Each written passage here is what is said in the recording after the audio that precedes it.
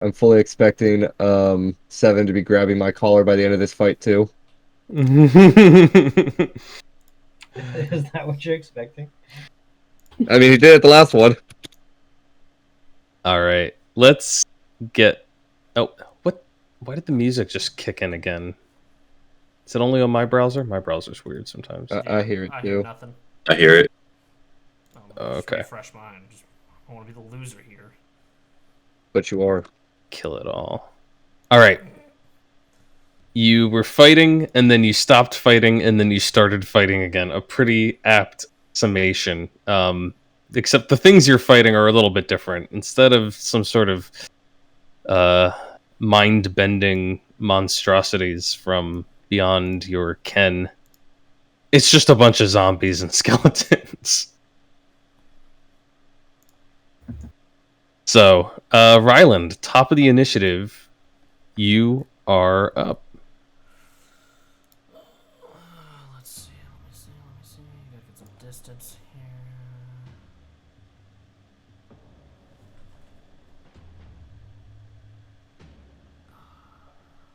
here. Oh, Let's. Philosophine.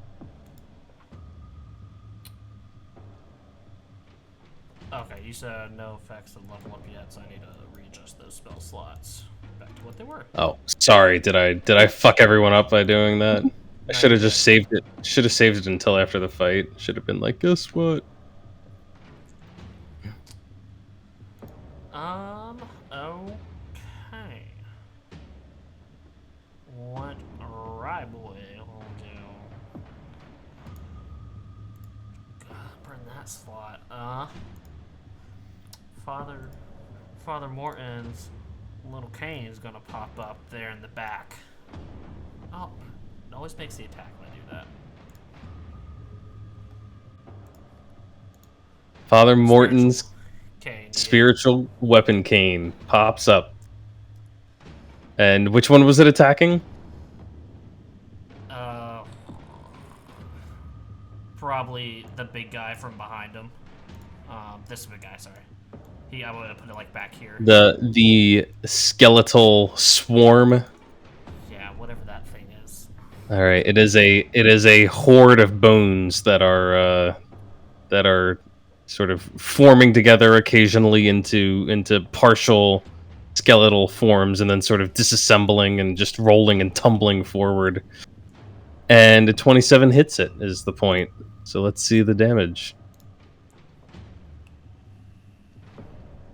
7 points of force damage. Well, there were only 7 hit points holding this thing together, so the cane just smacks around a little bit, dashes the bones about, and they stop swarming your way. Dead. And then I'll use my action to Sacred Flame the other one. Alright, Sacred Flame the other one. Throwing them all out there, giving it a dexterity saving throw, which I'm sure it will... it almost passed. Actually, that's not the right amount of damage, too. Hold on, let me make sure. Plus strikes. Okay, no, that's good. Alright, 8 points. As the flames lick at the little bits of bone, you can see some of them begin to crumble and fall away from the mass, but the rest of it just keeps on coming. Anything else from Ryland? Nope, that is it. Alright. I got a dead skeleton, so I will take it out of initiative. Actually, I lied. There is more damage. It's 5. 5 more damage to it. For Well, spell casting. Well, it's still alive. Alright.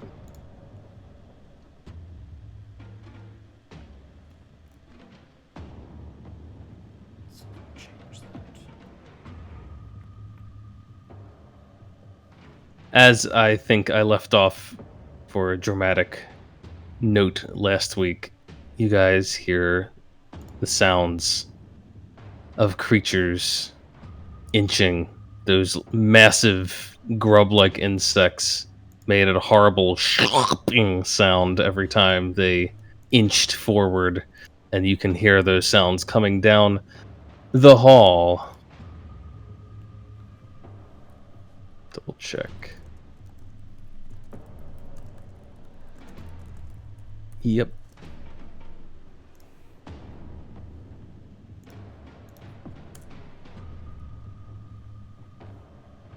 What is its speed? Oh, it's quite good. All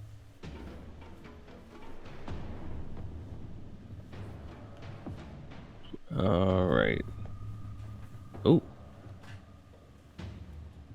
Okay. Unfortunately for it, this creature has to dash as it crawls along the walls just to get here. And so it won't be taking any further action this round. Those of you in the you're all kind of clustered together there, so you all see the head of this thing with these feelers coming off of its chin and mandibles clacking as it slavers and approaches. Safine. Yeah, I'm gonna have my zombies attack here. I'm looking at these half spaces down here, like Yeah, it can stand in there.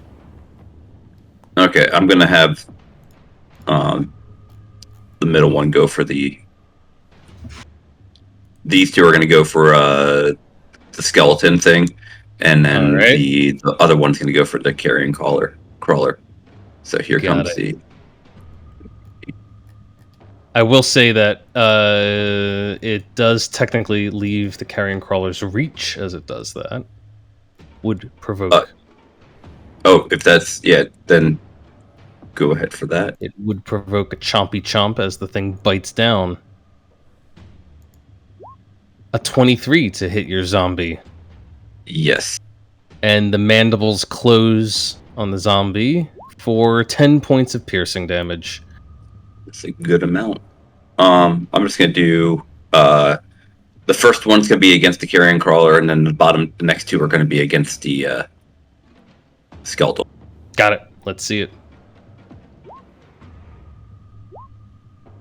18 against the crawler is going to hit, and the 6 will not, but the 22 will finish off the remaining bits of skeletal bone that were surging down the hall. They are all destroyed.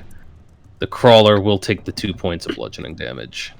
And then I'm gonna move a little bit closer in here, and I'm going to vicious mockery the carrion crawler. Rude. And just say something like you.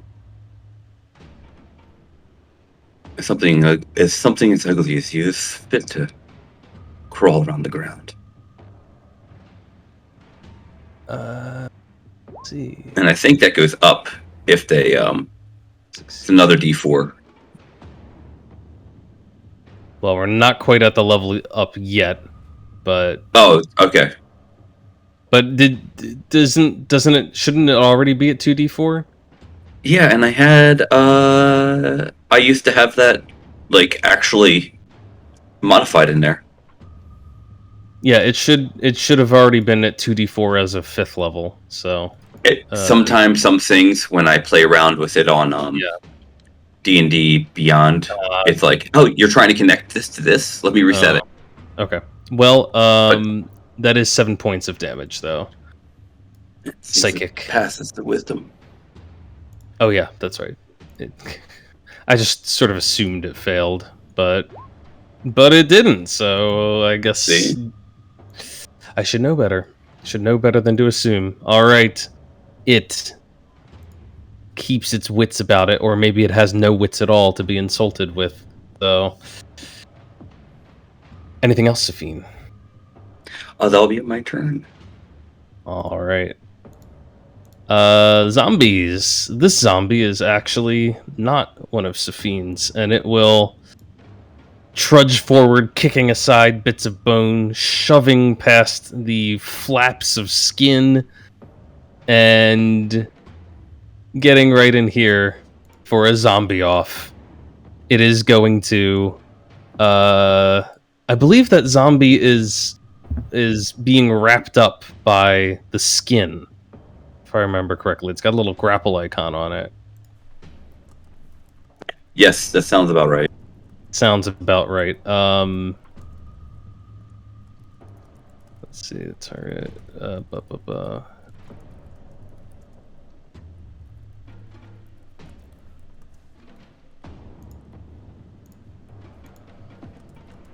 Text. I'm just making sure I've got everything here.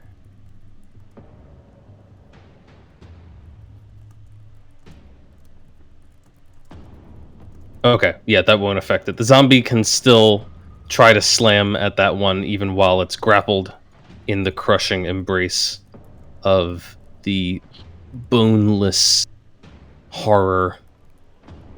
There's no additional bonuses or penalties. It's just a straight attack roll. So here it comes. A slam from the zombie. 22 will land for 5 points of bludgeoning damage. And we've Against got... the grappled one. Against the grappled one, yep. And we've got more crawlers crawling along. They are not exactly in a good position here to get into the fight. So you just see more of these undulating forms in the shadows. Nimue.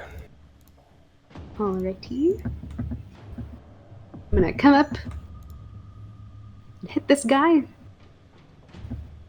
I'm gonna do some rapier strikes first. All right. Wasn't too good. No. Second Second one will find its mark, puncturing the flabby flesh for 9 points of piercing. little Colossus Slayer. A little Colossus Slayer on top for 11. And then I'm going to spend a key point and Flurry of Blows. Boom. Hits. 9 more. And then one more. Hits. Another 6.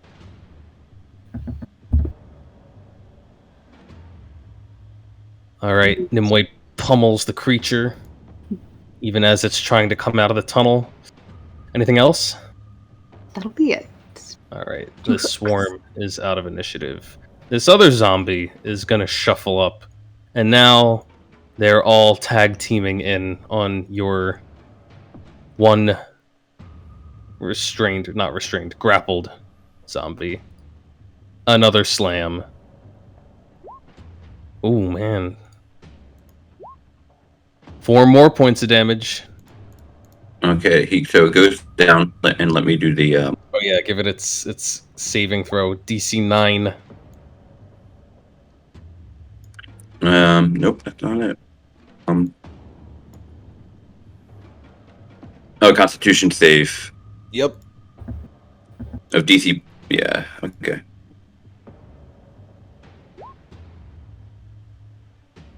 Alright, in spite of the zombie's best efforts, they can't unzombie the zombie.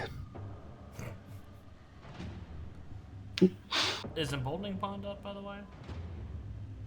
Still? 7. Giddy up. Go. Move. Run. Vamos.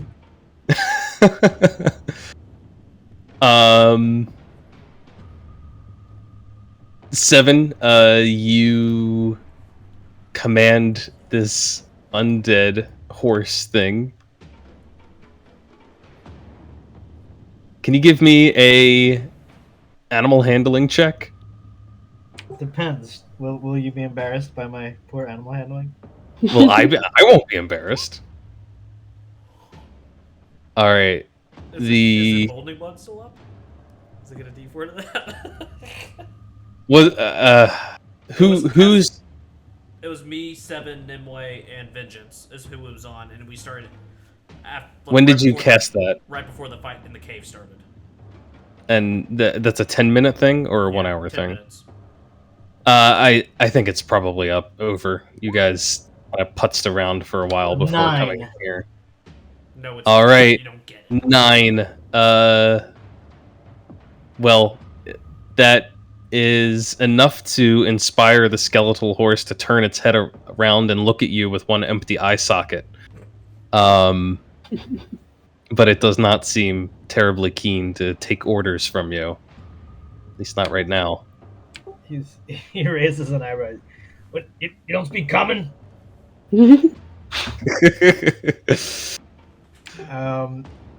Yeah, 7 is probably. He's probably spending his whole turn, like, shaking the reins, like, giving it a kick, like, trying different words. He can't figure out why it won't move. That's probably all he does. All right. More. Wait, didn't I have this zombie do things? Maybe I got confused with my zombies. Is this a zombie underneath another zombie? That's probably what's going on. No? Well, I think I already gave that zombie an attack, so I'm not going to do it again. Skeleton.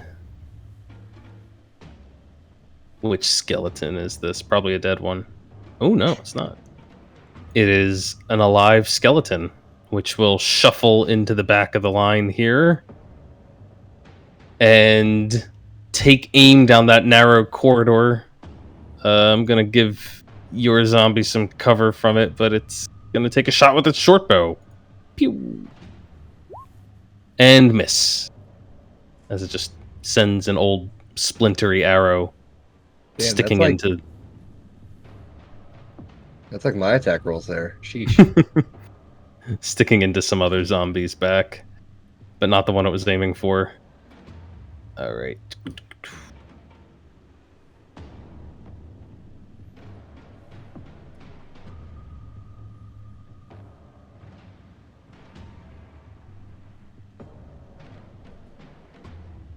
Okay.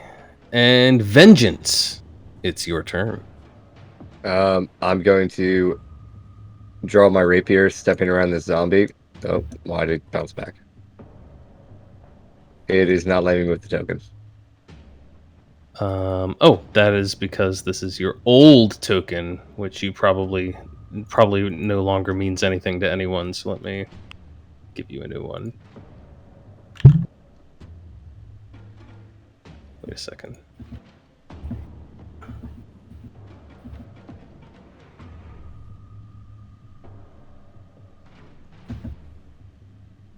Wait. Giant Vengeance. Oh, no, get. Is There we go. that to fit his ego? Alright, so he's gonna step forward to this space so he can attack this guy right here with both his rapiers. Both his rapiers. I thought he didn't need 3. He has 2. He didn't need 3. Okay.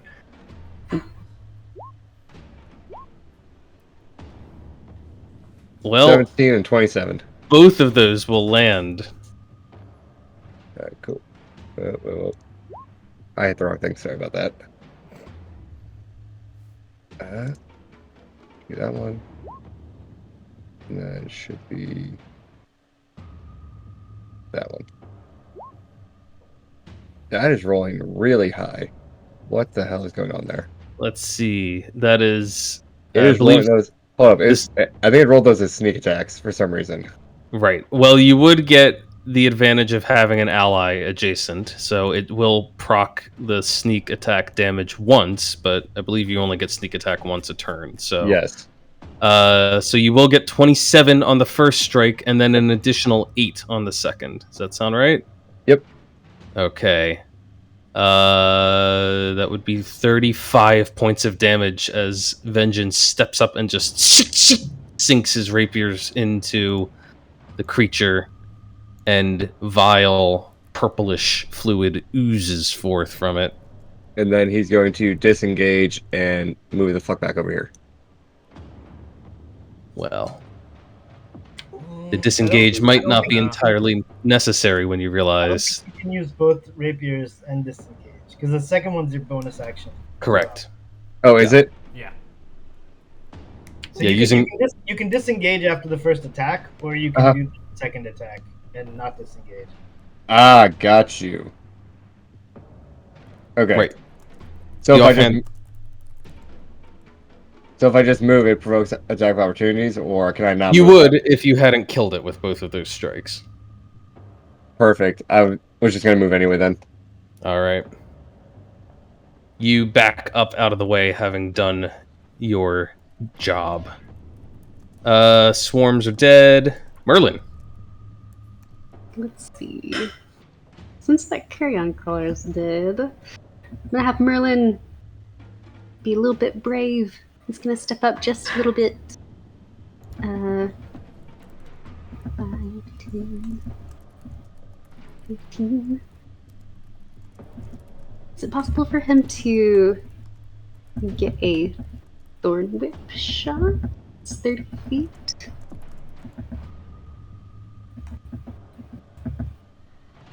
Let's see. Probably not. It'd be hard with the zombie. He's trying to thorn whip, you said? Yeah. Yeah, you can do that. Okay. Even with the zombie with the zombie in the way, yeah. It's got the range.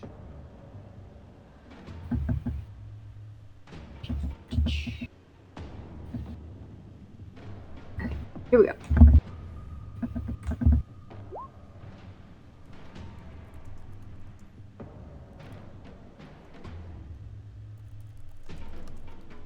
He got a 15. A 15. And I'm sorry, which target was he going for? For let's see. I'll do like the left hand zombie. All right. This one. 15 is a hit. Let's see the damage. 8 points. 8 points. All right. Damage. And does he want to drag it closer to him too? Mm. Nah, he'll just leave it there. All right. He lashes out. Sure does. I think I'll have him run away a little bit.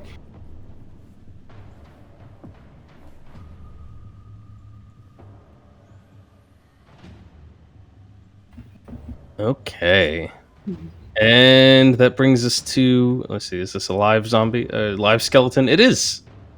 Another live skeleton. There's still a couple of them lingering back there. And this one will step up a little bit, take aim, and just plunk an arrow down there. Once again, trying to kill the same zombie that survived beyond its time. I think that actually hits it. Just hits it. Alright, that just hits it. Let's see, some damage. No way you can't kill it. That's a DC 8, I think. Yeah, and I think it only does the undead fortitude one time, doesn't it? Oh, does it? I don't know. It does it keep on going? No, yeah, it keeps going. There's nothing that says it's like a once a day thing. Ah, God, I can Constitution. Sorry.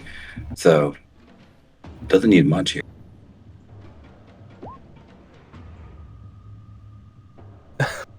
It just fails. It just fails. It literally, yeah. Barely misses it, and it goes down. Alright. These zombies are slowly eating their way through the other zombies. And Ryland, it's your turn. Dang, I'm already back up. Okay. Yeah, you guys did a lot of work last time. Killed a lot of them off.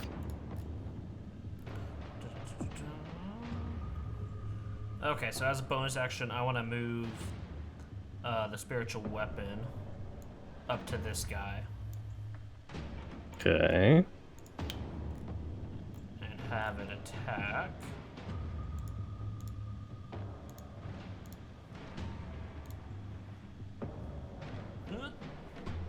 Uh, 12 up to... I'm sorry, I know you pinged. I'm slightly distracted. The boneless thing Yeah, okay. 12 is a hit against that. Hallelujah. 8 points of force. Is it still up? It's still up. Sacred flame in it. Boom. Little fire on top. Some holy flames DC 18 dex. It is not going to get away from 19 points of radiant damage, which is enough to bring it down. It flaps around wildly for a few seconds as if trying to fly away from the flames, but they are enwreathing it, and its funny little knotted dwarven beard incinerates Burn, bitch. as it flaps its last.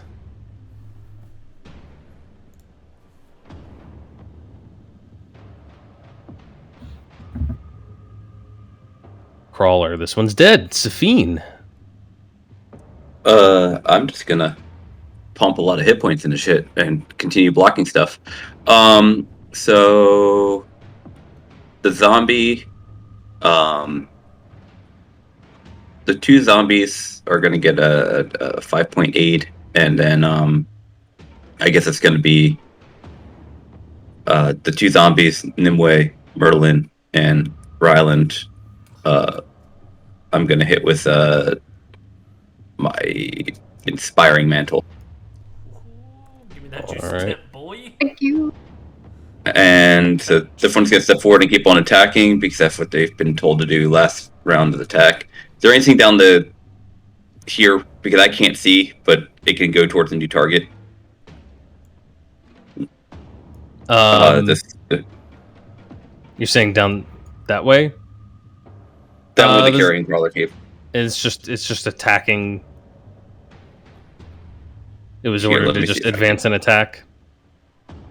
Yeah. Yeah, Attack stuff. that's fair enough. There is a target there in the cave. Yeah. Okay, here comes the 2, and the other one's going to go against the zombie to the south of. All right. So carrying crawler is going to hit first, and then a zombie at the bottom.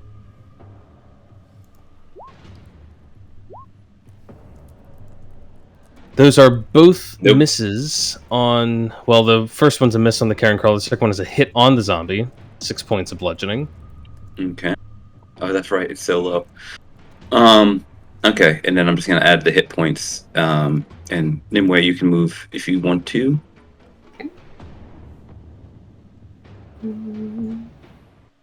I may actually. Let me get a little bit closer. This thing.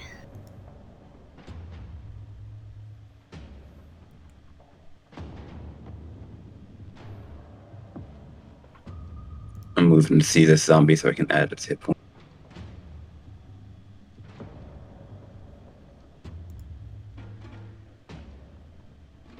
Nimue steps up into the tunnel.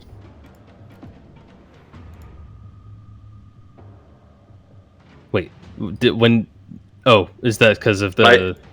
Yeah, The thing. The I had to line of sight so I could see the zombie.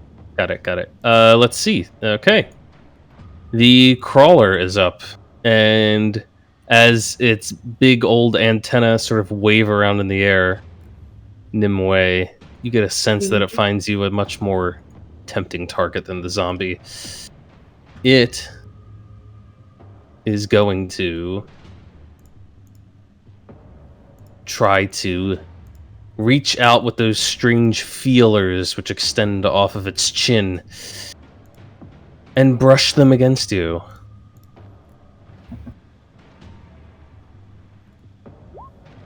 Ooh, that is a hit. Nimue, Bring it.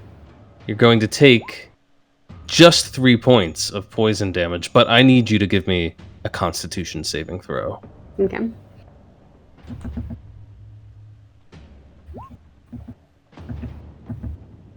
Tentacle porn.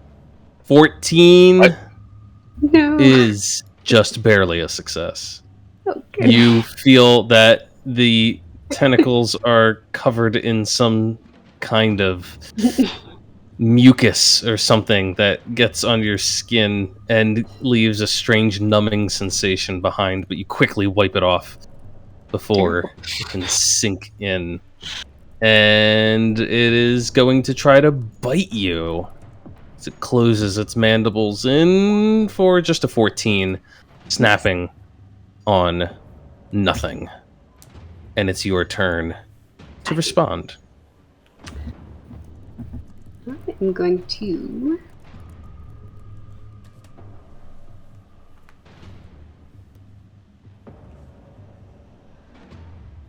I think I'm just going to do the same thing that I did last time, maybe. Or Do no. it.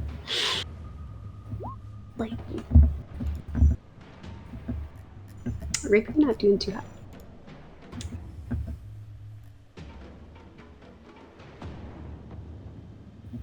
The 11 is not going to land, but the 16 will. 5 points of piercing damage. Colossus Slayer. And then Colossus Slayer for 10. let's spend a key point and pop pop. Hit him 2 more times. Ooh, very nice. Critical hit. Awesome.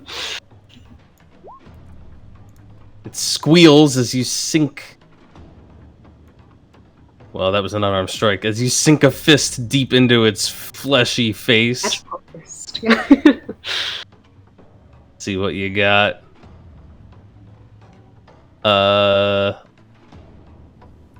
That is bludgeoning damage from your fists. Rap on the knuckles. Not that this thing really has them, but maybe you rap on its feelers. It doesn't like that. It's going to deal triple damage. So Wow. go ahead and give me another d6 roll. Okay. Oh, nice. Very nice. So that critical hit will land for a total of 18 points of damage. Anyway, dex him. She'll hit 1 more time. A 24 will also hit. One last kick in there for good measure, and another 10 points of bludgeoning damage to the face. That was a good It bit of looks- damage. Its face oozes with putrid blood. Nice. Putrid? I don't know if that makes sense for blood. Think. I mean, it rots.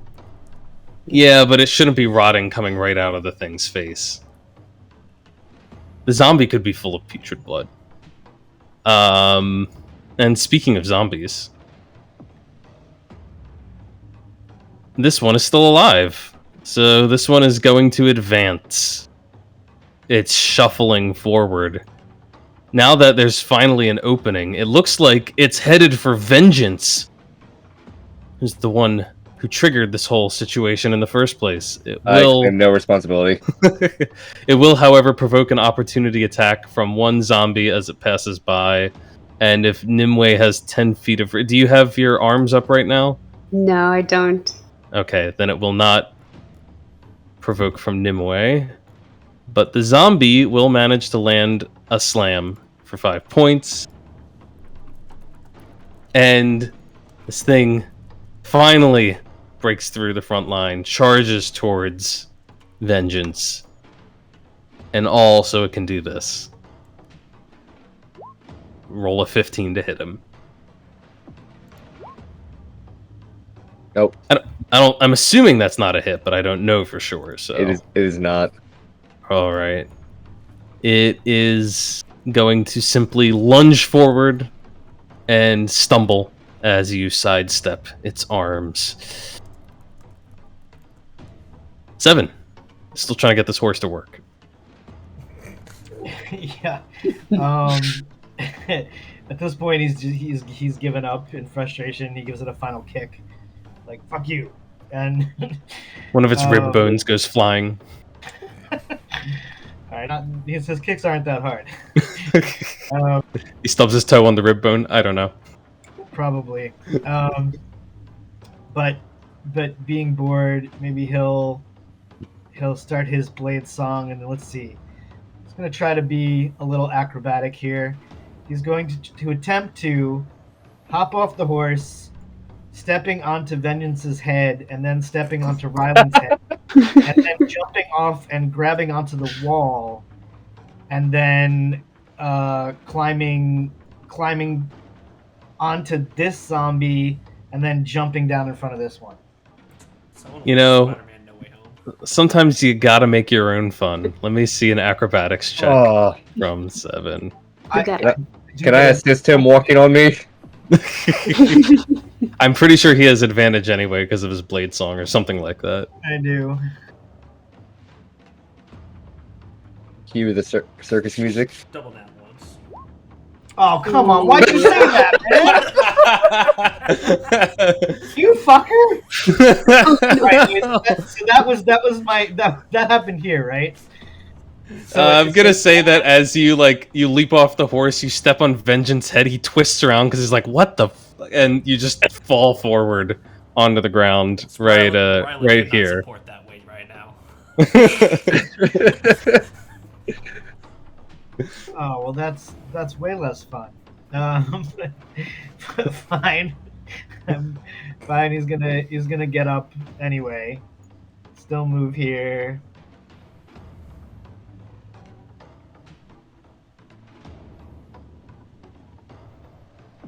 Was he just challenging himself not to touch the floor? Yeah. The floor is but always also lava. without using his flying sword either. Sure, he could have just flown.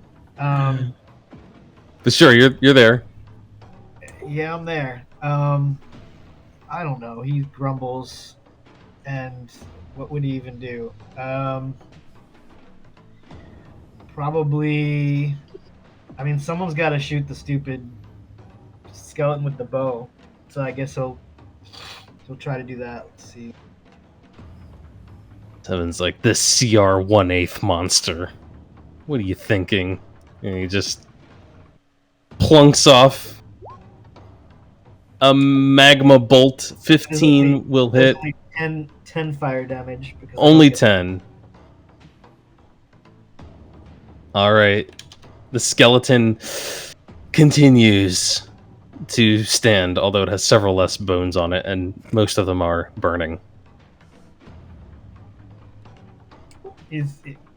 I mean, like, this has been the worst day of Seven's life as far as he's concerned. So he's just grumbling. He looks so miserable. Alright. Real quick, I'm not in the turn order anymore. What? Oh, because I deleted your token. That's why. Do you have any idea what your initiative was? I think I'm after this zombie. No, I you, think. you were definitely ahead of me. Was I? Oh, yeah. I thought I rolled low like normal. All right, we'll just give you your turn right now. For now, so you have a 13. Okay. Something tells me this combat won't make it around to another round anyway. So,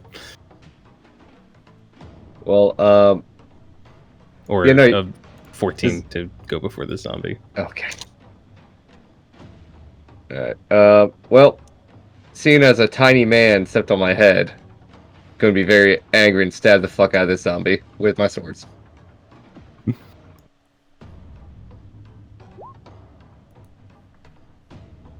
Well, the 15 hits. So let's see the damage on that. Right. You gotta do the rapier warning first because it's your main hand attack. Okay, look, okay. They're not in order, so I gotta change that around. All right. Total of 27. I can do math. 27 on the first strike will actually down that zombie in a single stab. Which means you do still have that second attack. Oh, very well. Or at least you have the bonus action to do with as you will. I'm gonna go go up here to get a better view of the fuck is going on and see this little bug and be like, "Yep, I'm good."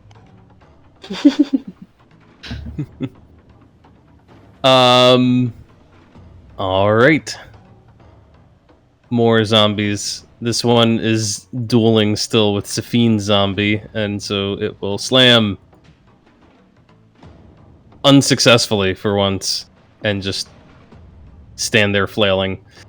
The skeletons in the back keep on plunking away with their arrows. This one's going to once again target Safine's zombie. I can delete a whole bunch of these because they are not even fighting anymore. 17 to hit the zomboy, and that's going to be 4 more points of piercing damage.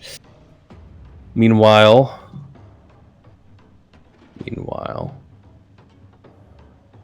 Safine, you hear a noise behind you.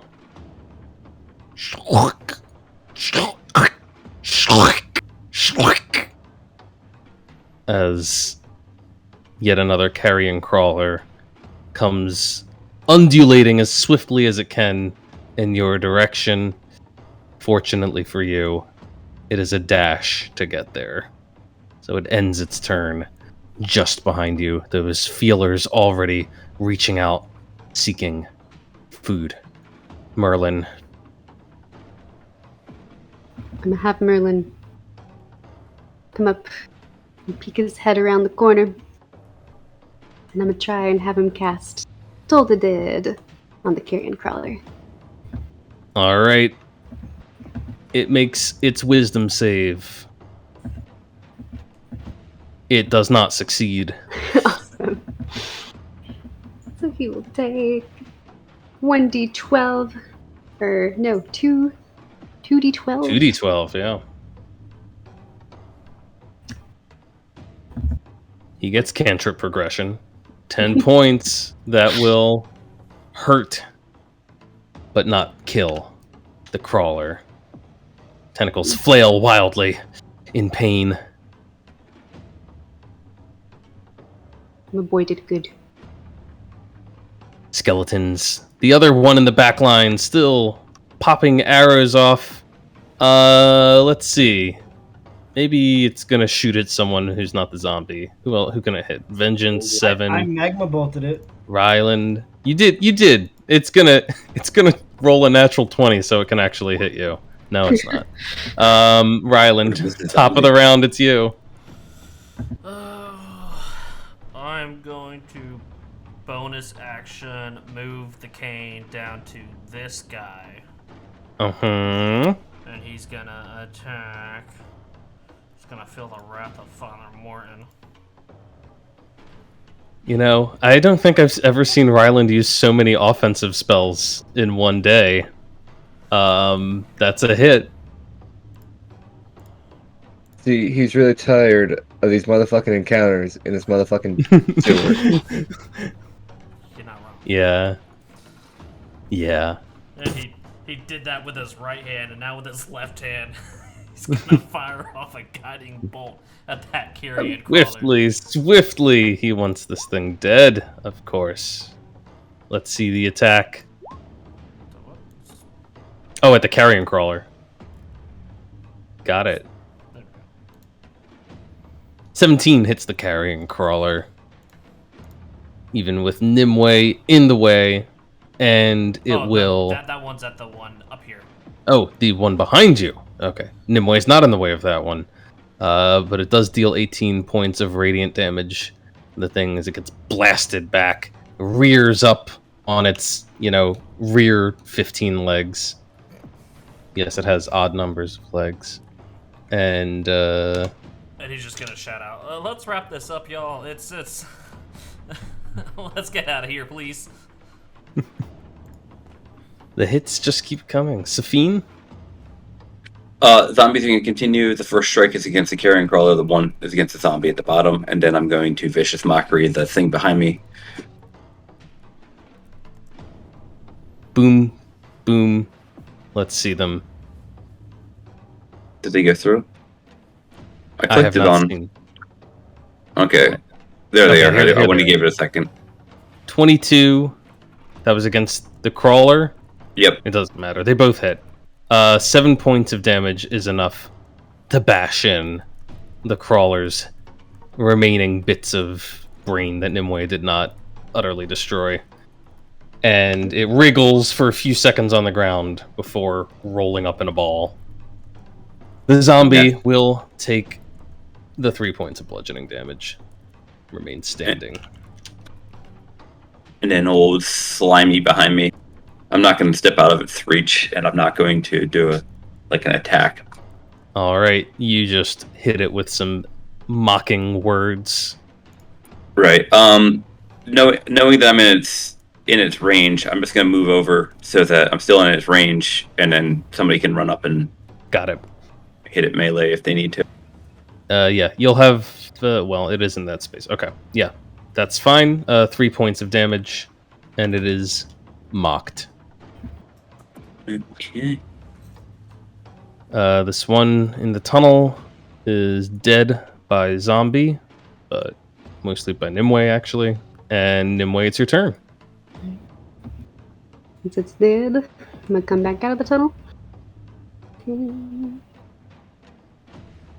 And should probably try and go help Safine out.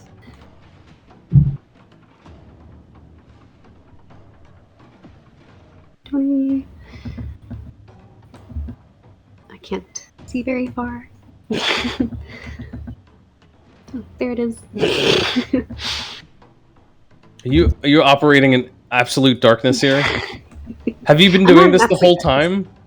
No, I'm not in absolute darkness. I just can't see that far.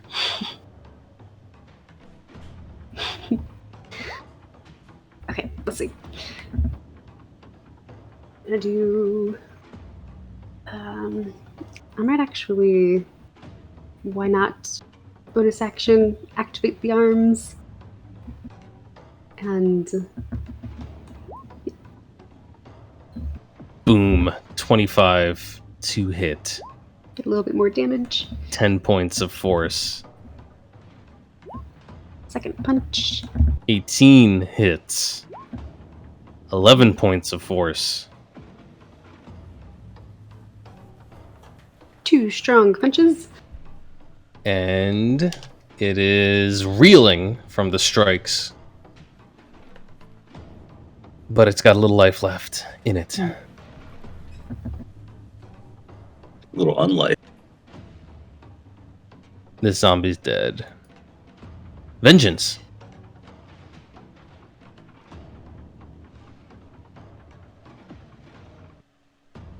Did I get skipped? Sorry, again? I'm here.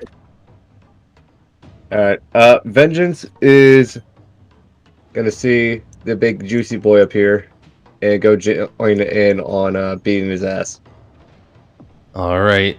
Stand side by side with Safine, Nimue, and bring the rapiers in. Woo! A critical hit on the rapier of warning. Let me draw from the deck.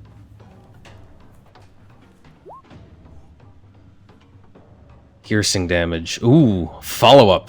You're going to deal maximum damage with that first strike, and you may make another attack with disadvantage against the same target. So you're going to get a freebie attack in. Okay, so max damage for that rapier is 13. It is 13. Your crit damage is going to be maxed out. Your sneak damage, not your crit. There's no extra crit damage, but your sneak damage will be maxed out as well. Oh. So, yeah, it's going to be ugly. You're not even going to need any more attacks. Okay. As you absolutely devastate the thing with 13 plus, 36 points of damage. Rush forward and drive the blade deep, probably right into its mouth, up into its brain stem area. You don't know if it actually has a brain, but whatever it has, it's absolutely destroyed now. As you draw the rapier out, and it flops on the ground. Nice. Oh, motherfucker! Is Kevin finally happy that my sneak damage is working? Finally. Right. Took 4 sessions. All right. I think you skipped 7. Did I skip? How did I skip? What? No, where? How? He's not in initiative anymore. What He's happened? not. 7? You did? Would you like to take? I didn't take you out. I didn't delete you or anything. He's I at think 0 it's- for whatever I reason. think the turn Let's order just- is messing up for a let's just second here. because I just put him back in. But yeah, why don't you go ahead and take your turn, Seven? I'm not doing anything. I'm just gonna walk up to this door here, and the one to my left, is it open? Not open? Oh, it's open. Yeah, the door's open. That's how they're all coming out. No, but there were two doors, right? It was like a double door. Yeah, they're both open. Oh. So this door in the front is open. Here, this door is open. The whole thing Alright, is open. He's just walking right past the zombie. He doesn't. Oh, you better believe it's taking its opportunity attack. Actually, do Oh, zombies good. even get that? Yeah, they do. That should. I'm mixing up systems now. Uh, Pathfinder doesn't do it. The zombie doesn't hit you. Okay. You're in the room, Seven, and you can finally see this den of undeath. It reeks horrendously, of course, having been a closed space filled with rotting flesh and bones for so long. You see that it appears this is somebody's lair. They have a cage at the south end of the room, which is currently entirely empty. However, you notice a sort of strange contraption which hangs above it and seems to hold like a sort of black satchel above the cage. You also see that there are some small crates and coffers that are stacked up along here, as well as piles of bones and flesh. Classic necromancer's lab type stuff. You also see a work table where it looks like somebody was very hard at work designing something which stands at the center of the table. It looks like a large glass vessel, cylindrical and about 2 feet tall, about a foot across. It has a strange base and lid, which look to be made out of a sort of dark greenish, grayish metal that is inscribed all over. You also notice a single corpse here on the floor, which, curiously, unlike all the rest of the bodies, did not rise from the dead. That is everything you get at a very quick glance around. All right, he's just gonna scream out into the hall like, "Hurry up!" like he's like, "Come on, let's get this over with." All right. Let's see. Any remaining enemies? Only a couple at this point. One zombie still dueling with Safine Zombie in the slowest fight to the death ever. Lands a hit and deals 3 points of bludgeoning damage. And the last remaining skeleton in the room is highly incensed that you're ignoring it, Seven. It I didn't yanks even know out it was a there. It was hiding apparently amongst all the other dead bodies. You don't see it right in the middle? No, I thought they were all dead. Ignore that little guy. He walked right by I mean, Father Morton I Kane. thought they were all like dead, undead. Like I knew he was dead. He's the only alive skeleton in here, and he just shink, pulls out a rusty-looking short sword to come punish you for ignoring him. And he's going to try and stab you. Can spiritual weapons take attacks of opportunity? Nope. They are not creatures. Oh, 22 to hit you, Seven! Damn. Well, I'm 23 AC, but it was a nice try. The skeleton's moment of near triumph is shattered as you just flick the rusted short sword aside and stands there awkwardly. Alright, everything's dead except for Merlin, whose turn it is. Yeah. Healer. Yeah. I'm gonna try and thorn whip that zombie. Alright. Aw, man. Oh no, Merlin! Yeah, Merlin. What? Merlin! You just gotta finish it, Merlin. Come on. Oh no! This critical failure, since it's magical, is they've gone haywire. Oh no. You lose control of your legs, Oh no. which No! which run in a random direction at full speed Oh no. for 1d4 rounds. So weird. Oh Please roll a d8 for me and a Okay. d4. Can we get some Benny Hill music going, I don't know what's going on. Oh, only one. Perfect. My thorn Oh, never mind. my thorn whip is wrapped around my legs and now it's controlling them. 3. That is going to be due east for the next round. Okay. He just starts running into the wall going, ow, ow, ow, as he bounces into it. Excellent. Or Merlin. I know, right? I feel for you. Ryland. This guy's still alive too, isn't he? Yep, there's 2 enemies left. One of them's in the room with 7, and one of them is locked in combat. A grueling, gripping zombie duel, Okay. which Safine keeps pumping temporary hit points into his zombies, so kind of unfair right now, just saying. Father Morris Kane's gonna move to attack that guy down there. Alright.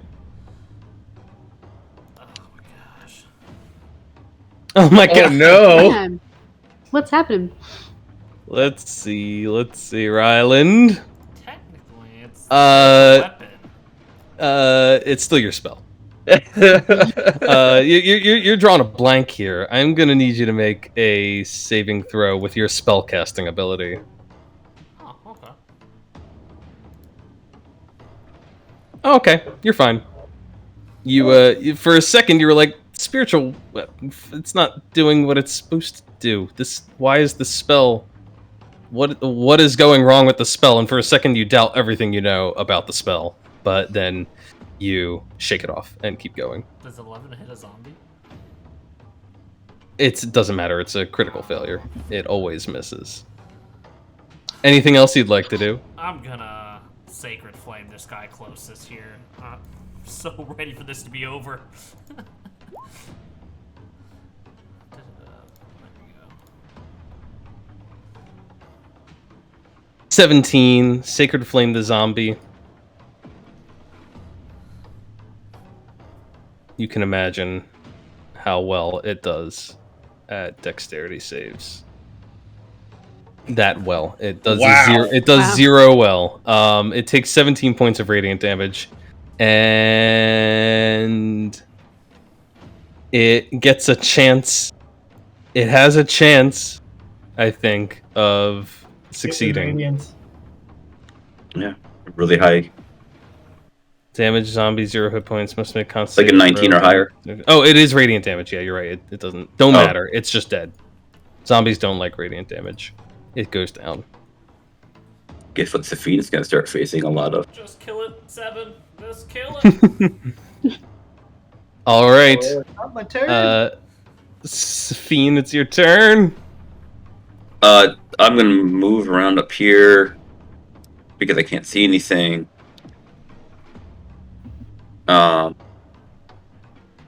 What's in the zombie room? Is there anything? Just one skeleton still standing. It's like it's 7 and the skeleton are like we're like slapping each other. Yeah. Seven just like fuck off, like it's like a fire or something. Just sissy. Yeah, my fighting, my zombie can't even make it there. It'll dash to attack Okay. and get there, but Your zombie wades through piles of corpses in the hallway. yeah, probably actually only gets to hear it with a dash because it's I would call that difficult terrain with that many corpses. I mean, if you want to, it is a zombie. It's not particularly. It's not like 7. 7's just like step on the heads of all of the Right. dead creatures.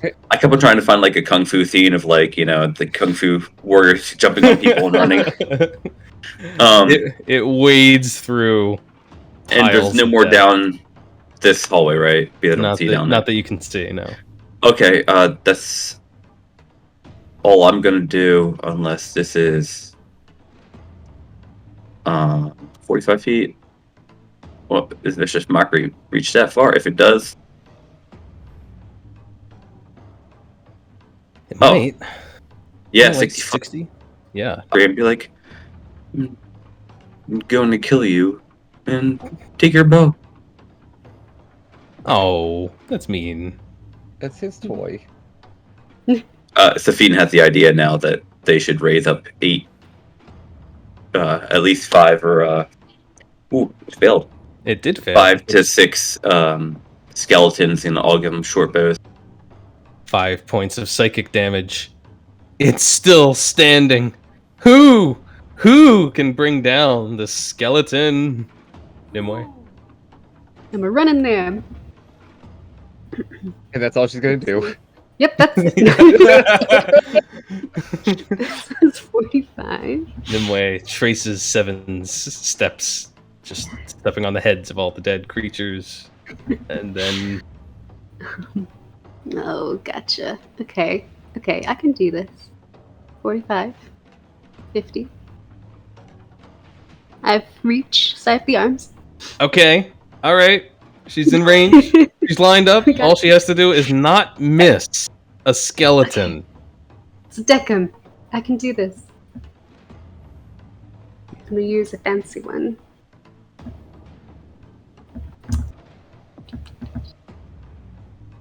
Oh, yeah. Isn't it? That 15. will land. You open the first gate. The sea serpent roars as the skeleton takes 6 points of force damage. Do you have any additional damage on I that? sure do. Here, I'll hit him again. Like 2 more points of damage. A 12 is a miss. That's funny. Okay. I feel like Nimue would want this to be over too. So I'm going to spend a key point. Okay. I have one more. This guy's a legend. He's dodging every. A little skeleton that could. So the skeleton. Just imagine him ducking. The skeleton gets punched. I imagine you just punch out a bunch of its bones, like in its torso, leaving a hole, and then you just keep striking at the same area and throwing your fists into the same hole. They might be. You're too precise. No, a 13 is a hit. As you finally realize, no, stop punching. Sweep the leg. Yeah. Your astral self sweeps the legs out from under the zombie, or the skeleton, and the legs go flying across the room, and the torso collapses to the ground, and the head falls off and rolls to your feet. The teeth chatter for a couple seconds, and then it stops. And all is silent. Kirai does. I look over at Nimue, who needed like 4 attacks to kill the skeleton. I just look at her. I'm like, really? That was the most badass skeleton I've ever seen. Vengeance is just gonna casually walk all the way down, like, nope, didn't do this, nope. He's like stepping carefully over corpses and skulls. Just not even acknowledging it. Yep. I'm gonna roll my eyes at Nimue a little bit. Give Vengeance a bit of a glare for not solving the puzzle, because that's really not impressive. And, Completely ignoring you, goes, what's the glass box on the table? Yeah, he doesn't care what Vengeance is saying. He's probably just gonna open his bag and just like take an arm, sweep it across the table, and just shove everything in. And he's like, "Grab the boxes, let's go." Agreed. Ryland is slowing down on whatever this bag thing is, and he's just looking around the room, see if there's anything here. He's doing a minimal effort. Look around. What's this thing? It's a cage, and it has. That's where the bag is hanging. There's a bag hanging over the cage. It's hanging from some sort of mechanism. I would take an investigation check if anyone can spare more than 30 seconds to look around. Yeah. And Nope. if somebody wants to detect magic. Not detecting magic. I'm Seven's gonna pick up the crates that are on the ground. He's just like, not even open them, just like walk out with them. Like, let's go. Come on, this is over.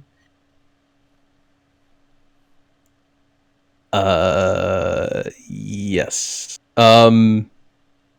Yeah, it's clear to you, Safine Yeah.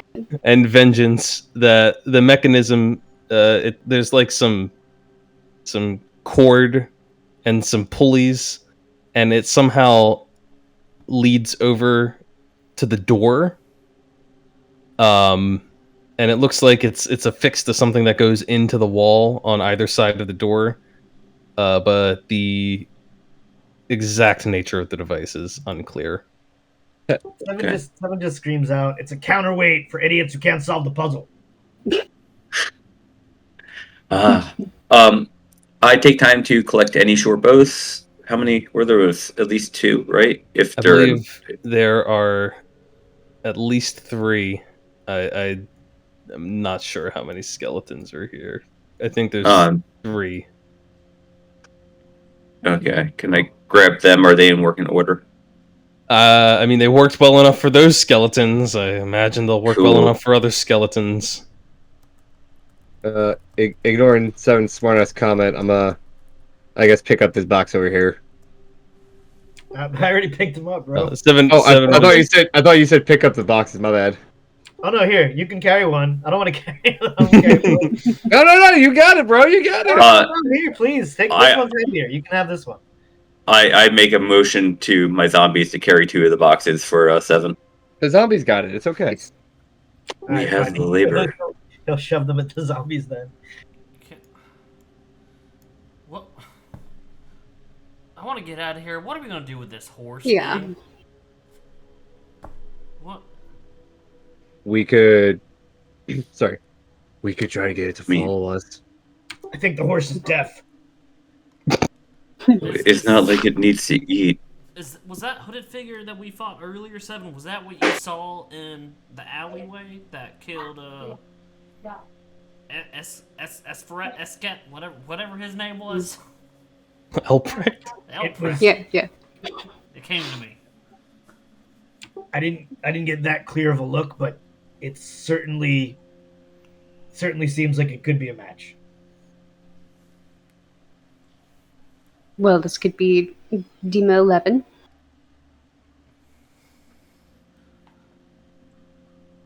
Do you think this thing knows where Vissalgrad is? Could we send it to Kat and make her think that Safine raised Dema 5 again?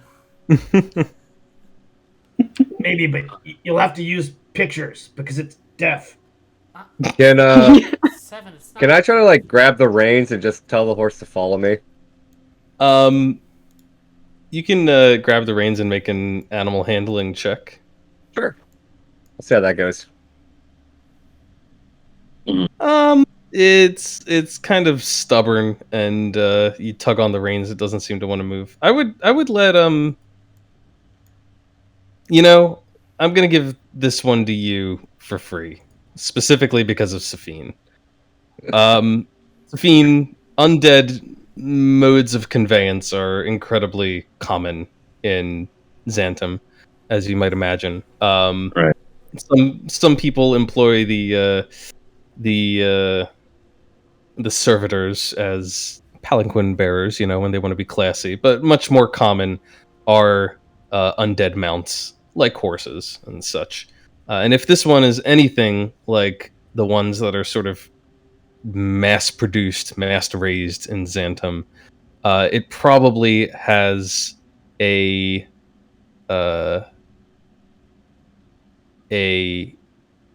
key, so to speak. They're often fashioned with some sort of device which the owner can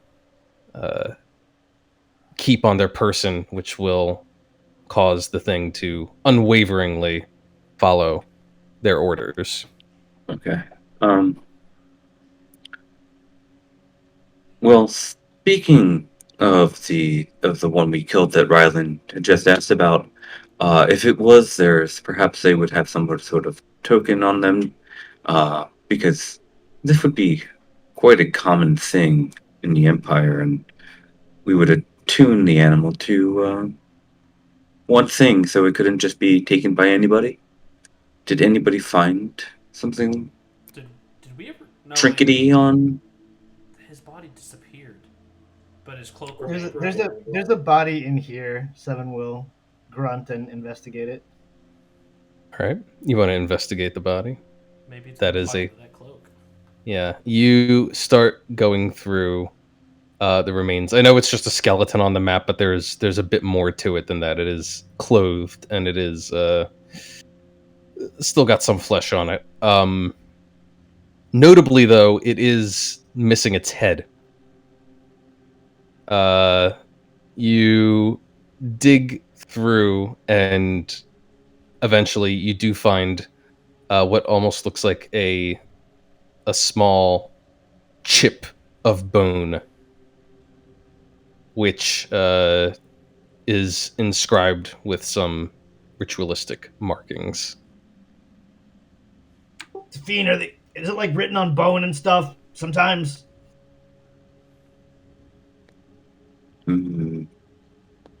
I mean, using bone carving to operate a dead animal.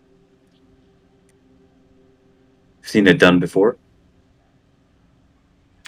Well, Safine, how would you like your very own undead horse?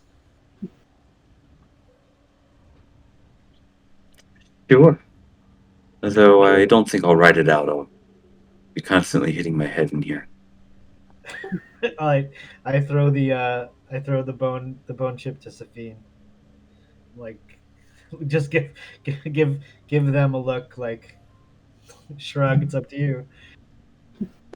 Safine, you want to give me an intelligence check real quick? I'm sure you're very good at those. Sure. Not the save, just a check, right? Just a check.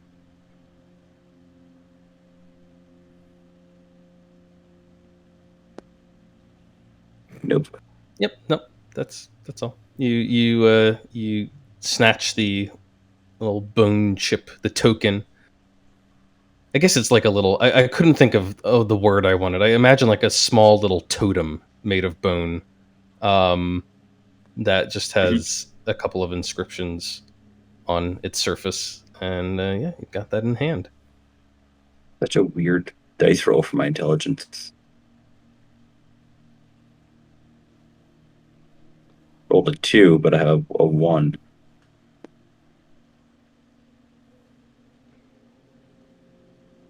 Okay.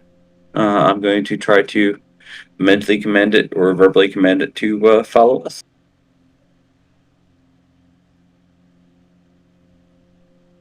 Okay. You can command it to follow you. You sort of, as you say that, think that you sort of rub one finger along the runes on the token, and the undead horse goes whoop whoop, and it just turns and looks at you. Okay. And which way is out? Are we? As we make our way out of here, does it follow? I'm going to mentally tell this. I'm going to command the zombies to follow as well. Yeah, it'll follow you. Okay. From up here, Roger's going out, call out.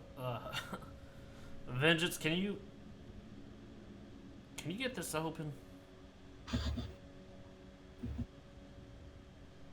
I haven't tried it. You might just be able to push it. I don't know. I don't feel like doing that. Vengeance is first going to try to open the door normally. Is it unlocked? It is not locked. It is not unlocked. It is locked. I can't use words. Would you like me to use a sleight of hand, thieves tool? What you need me to do? Give me a thieves tools check, please. You can apply your dexterity. You roll a natural one.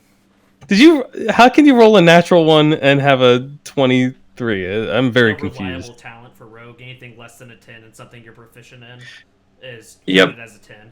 You just can't Okay. fail if you're a rogue. Yeah, you just can't fail. That's cool. I don't think I've ever played with an 11th level rogue, so I don't think I've seen that feature before. Yeah, you get it open. Side note: have you ever played with an 11th level? Well, I guess you said you never played 11th level rogue, but swashbucklers are really annoying at high levels. Hello there. They have an unlimited use Hmm? charm. Hello there. On anyone. Oh, you were Nice swashbuckler? to meet you. I thought you were a thief. Remember He did a how little- he he did a little allowed me to rework reworking. it? Ah, okay, yeah, swashbucklers are way better. Yeah, you can just basically charm anyone you look at, and they can't really do anything about it. Yeah, Good, and because Sophie Kev- doesn't use charm. Kev showed me that, and I was just like, "That is very broken." It is very broke because it's not even limited per day. Like it's just infinite use. Did All right, you get it unlocked, Vengeance? yeah. Can't- After I get it unlocked, I turn. I'm like, "Would you like to go first, or would you like me to lead again?" you can give ahead. There's gonna be a ladder a little ways down on your left. It'll take you. The ladder's in a tunnel to the left. I'm just looking down at these little fucking cutouts. Oh, also, since you're a swashbuckler, you don't have to disengage for opportunity attacks. I misread. I If you misread that. attack, you get to walk away. Yeah, I misread it, and Kev already pointed out. He showed me that too. That it says anytime I attack, I can just disengage. I Fine. turn around. I turn around, and look at Rylan. I'm like, "There's two paths. Do you care which way I go?" Well, the ladder's to the left. Both curve to the left. Why don't we go down the places that we've been before, so we don't stumble into something living down here? We've been down everything. It's this left, Vengeance. We're getting out of here. I haven't No, been to this part of the sewer. Just pointing that out. I know. Just make a left. Well, how'd you get down here then, you little fuck? Remember the other way I was in? I was at the fucking other area. Moving on. Yeah, even though the map hasn't been revealed to you, the Vengeance, you probably would have come down initially and through this Oh, okay. ladder as well. Gotcha. Although Safine, as you're headed back to the ladder, you might be wondering how your horse is going to get up. Hmm. The zombies are gonna carry it out, obviously. Yeah, probably not. I'm just gonna have the zombie token to be recreated next map. Sure. So, did we find another way in? You haven't, but the more you're thinking about it, the more you're wondering how this horse got down here. Well, There was that one direction we didn't go where. okay, so this poses a problem, but I think maybe, since it doesn't require any food or attention, I simply leave it down here at the stairs. We rest up, and then when we leave this place, we come down through here and bring it along. If you remember, we fought that water creature thing down one of those tunnels. We went left, and that took us to the bug cut tunnel. It looked like there was like some kind of blockage though to the right that maybe the horse came in through. If we cleared it, What? That's add a character to the top possible. up here.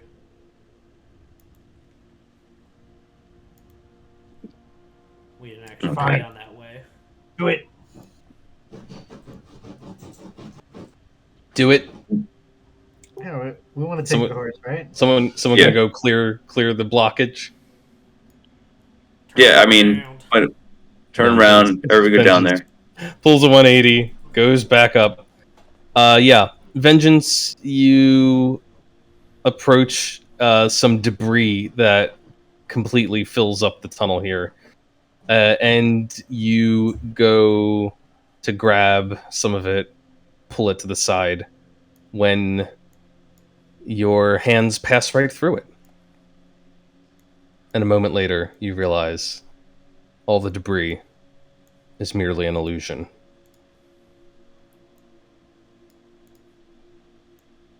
Nice. Can't hear you. Can't hear who. Pat. Pat's talking, but not. Yeah. Sorry. I just kind of wave at you and casually walk through the wall debris. And sure enough, for Fantastic. Ryland, he just disappears through the wall. Ron's just gonna scream back down the tunnel. Let's go! You guys are so slow. Ryland's back there. I want out. Let's go. Well. There's nothing with tentacles in the River Kingdom. The River Kingdom was a nice place in comparison, wasn't it? Yeah. Just random spirits that would appear out of the air to attack you. They sound very nice. Can we go talk to them? Yeah. If you guys follow Vengeance and Ryland's lead, it will lead you through a narrow, thoroughly flooded corridor that comes up to about knee height. But after following the tunnel some about 100 paces or so, you discover that it opens up. And you find yourselves standing outside on the banks of the lake.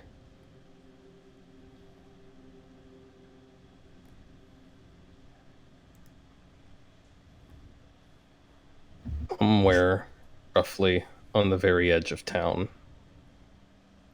Well, I suppose just outside of town.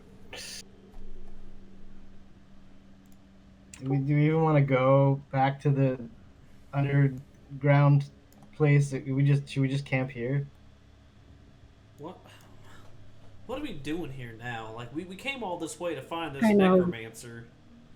Yeah, well, we got his stuff. We brought it all with us, so we got to dig through it. But I feel like we should rest. Maybe there's a clue in his stuff, right? Did we take the head? We couldn't find the head. There was no head. Oh. Body left. It disappeared, and only the cloak remained. Right, Anthony? That's right. Because I would have done that. I'm gonna cast my I have one level 3 spell left, and that's to maintain control of the 2 zombies. All right. While you do that, Vengeance is gonna say, "Look, it's been a long day, and we all reek of God knows what. I know somewhere we can go, bathe, and talk." How much time have you spent in this town? And if you say we could go bathe in the meal pit, it's a no-go from us. I kind of just point to the water next to us. I was like, "You can go bathe in the lake if you want." I just prestidigitation myself clean. You got another one of those, Safine? Yeah. Like I hit everybody and everything. I kind of just like look at it down being clean. I'm like, "Well, there goes that, I guess." Like I always like to think that like the dirt is just like at the feet. You know what I mean? Like it falls off, not like you don't destroy the matter. You just knock it off. Be kind of gross. We have piles. What time of Just day small. is it here now? Oh boy, what an excellent question. This is all the same day, which means with all of you guys did short rest down there, and you've been exploring for quite a while. It's probably sunset right now. You've been like at this all day long. In fact, it's probably after dark. The sun is just sinking to the west, out of sight. Vengeance, you I said think there we was should- somewhere for drink. Is there somewhere for food? Yes, most places you can get a drink, you can get food at Ryland. Lead us to I a don't place, need then. that sass right now. It's been a long day. I don't want to go back into the underground city completely weak and unprepared, because But if it's up here. who knows what enemies we've made here, right? Right. There's Speaking- sure some mushroom or a cloud or something we can sleep in the city up here. Can do I know somewhere we can go that they won't get in a fight?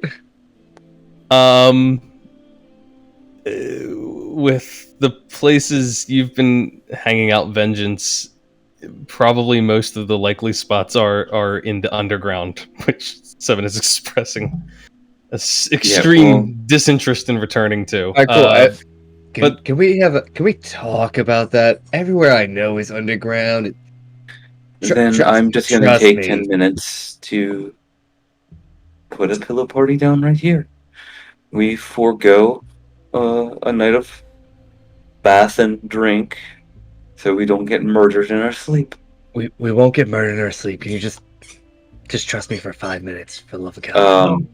We can go, say hi. If you don't like it, we can leave. How about that? Wait, let me think. Shut up.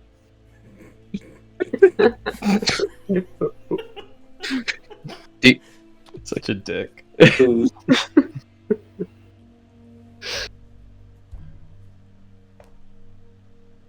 I mean, like you just by looking at Seven, you can see like, I mean, he was miserable when you met him. He's only gotten more miserable. He looks like he's just done. Like he doesn't want to get up from this spot. he sits down, crosses his legs. He's like, you know, he's like, I'm not dealing with people again until we've slept. Ryland's going back to back to with Seven if he sees Seven sit down.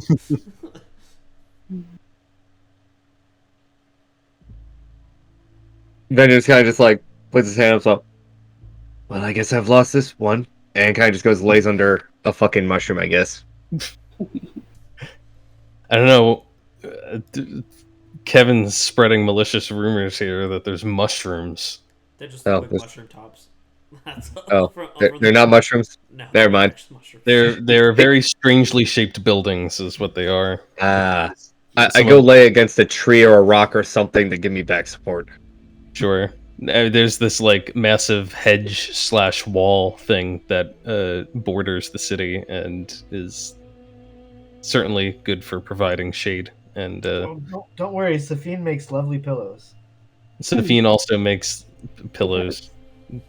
Starts laying them out in a 10-foot radius around themselves, and Safine's pillow party is a thing. Everyone's invited. Seven immediately starts pulling out all the crap we took from the necromancer's hideout. I guess it was. I don't know exactly what it was, but you know, I guess the zombies have the crates, and I swiped a bunch of stuff off the desk so we can like check it out. Mm-hmm. You sure can. And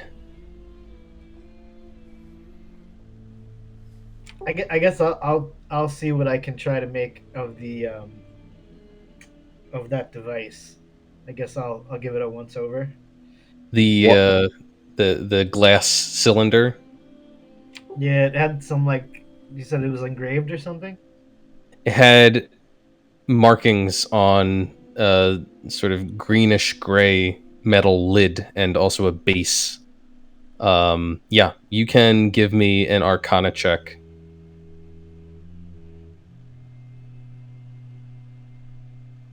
Very nice. You consider this device for some time. It has some very strange features to it. I feel like I've gotten into the bad habit of calling everything strange ever since you came to Ustalevoy, but it really is unusual to Seven. A combination of magics have been worked into this glass cylinder and its metal base and top. Some of them read to you as necromantic, others as I suppose, God, I don't even know how that would classify.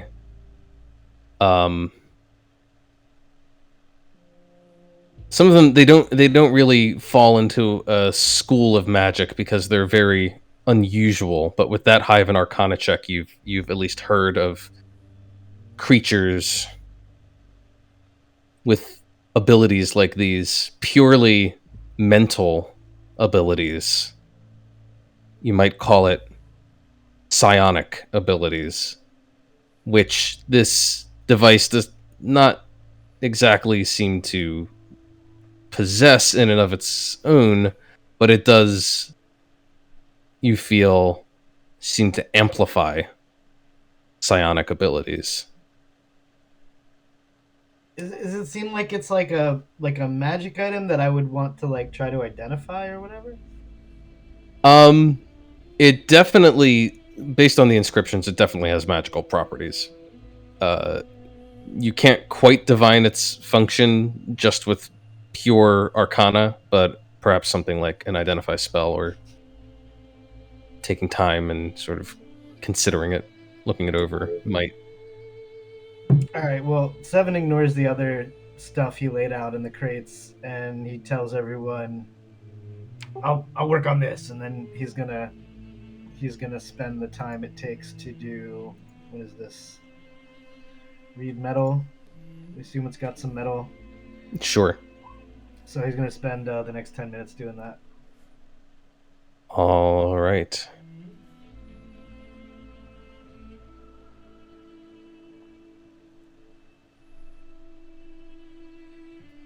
You discern eventually that this is a vessel designed to contain and preserve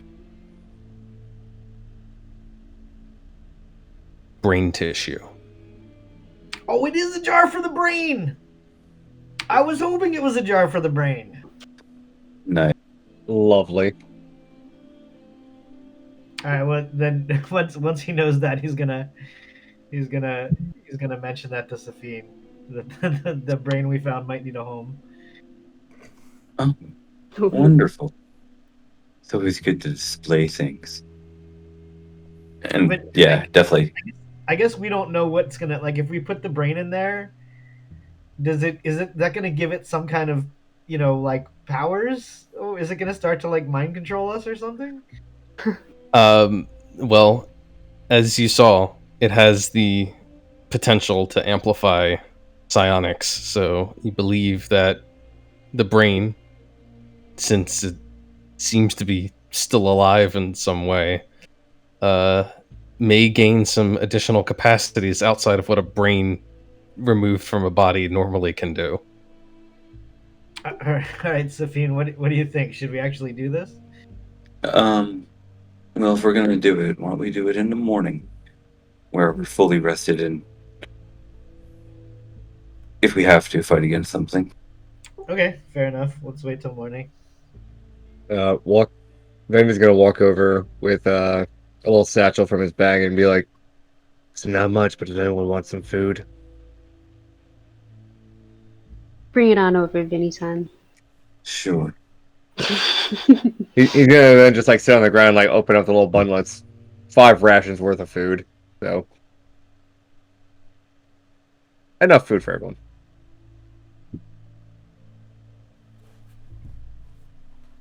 So, like, where do you even come from? Are you from here? Do you make a habit of dying underground? First of all, you almost died too, Leatherface. Listen, that is a habit of mine. Second of all, let me look up where I'm from. I don't remember. PTSD is ruining your memory.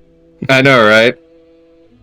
I had it written down somewhere and I totally fucking forgot where I put it. Oh, it's in my notes. Hold on. You got this, buddy. You're doing great.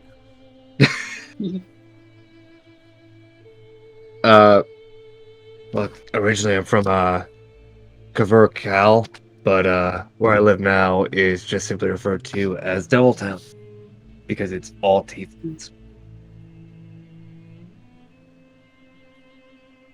I'm gonna be What? honest. That doesn't sound like a nice place to live. Yeah, it doesn't. He's gonna like shake his head and just be like, "It's actually quite nice. Very low crime rate." Have I ever heard of this place? Yeah, what side of the world is that? Yeah, what area? Yeah. The nation of Kavarklal is actually quite far from here on an entirely different continent. The continent of Jadkia, far to the south. But as for the town that he actually mentioned, or the place he said where it's all tieflings, you've probably never heard of that before. Um, I'll take you to the world map for a second so you can I- see. Kavarklal is all the way down here. Wow. oh wow. Brashi. You're a long way from home. And I say, and I look over at him and Infernal, say, I haven't heard of it, but I bet it's lovely. I'm not gonna lie, everyone sounded like a robot there for a second. I have no idea what was said. Oh, Ghost. Give me Really, one go second first. to give me 1 second to exit and come back in. Don't worry, my internet has been like pausing my video chat as well. Oh no, it was mine because now it's back to normal. Alright, so what was said? Sorry. I was just Scarlet, like, go. you're a long way from home. And all I did was say Infernal that I haven't heard of it, but it sounds lovely. He's gonna first answer Nimoy and be like, kind of part of the job, really. And then in Infernal look at fucking Zafine and be like, good luck finding it. In Infernal also.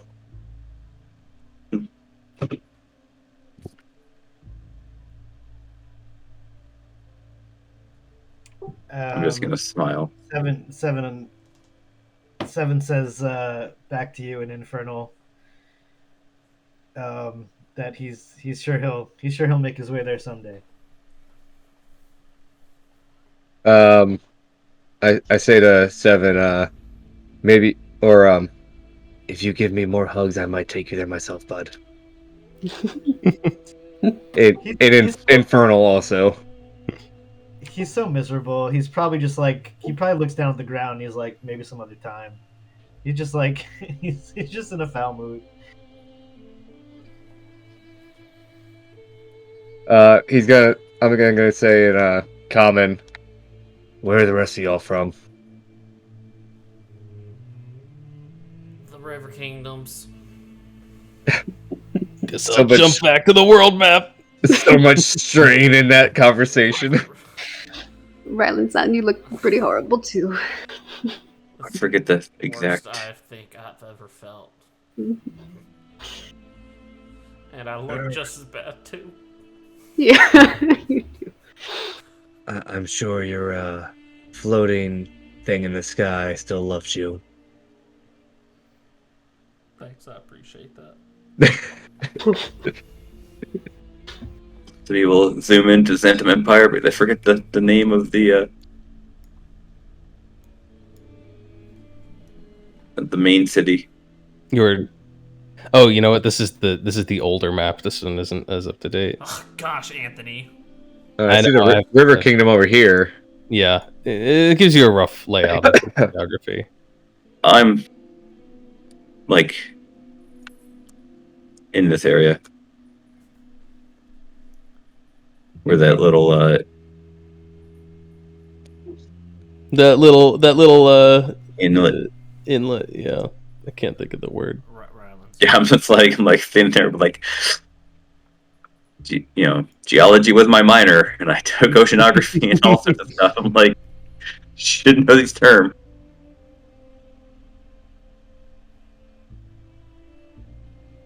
Alright, cool. So Riley's from the Mist. Does Nimoy say where she's from? I'm from the Empire of Isles. I have a little monastery there, kind of like Ryland-san. God, what I want to give to be back there right now. Oh, sheesh.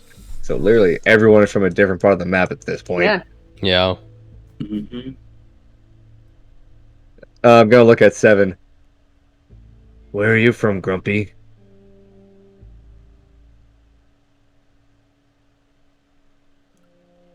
If you can get that out of him, I would be surprised.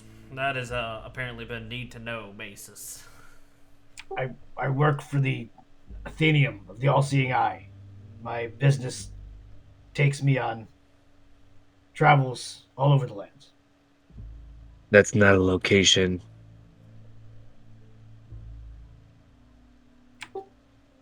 But yeah, like just said, I travel.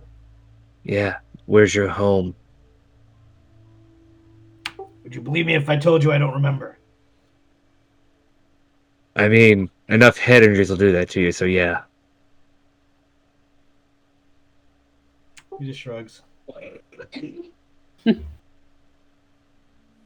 And to give you a little more context, Patrick, for what part of the world you're in right now. Okay.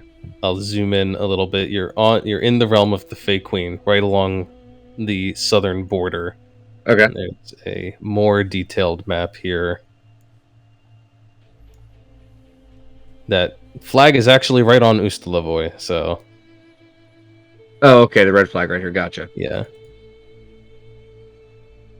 So you are sort of in the western side of the realm of the Fey Queen, right on the border with actually with a couple of nations. The Xantum Empire, which Safine mentioned is they originate from, and also the nation of Corvia, which Okay. is sort of an old breakaway state that separated from Xantum quite a while ago. Okay. I gotcha. There's a quick And- session. We don't have to go into all the details right now, but Yeah.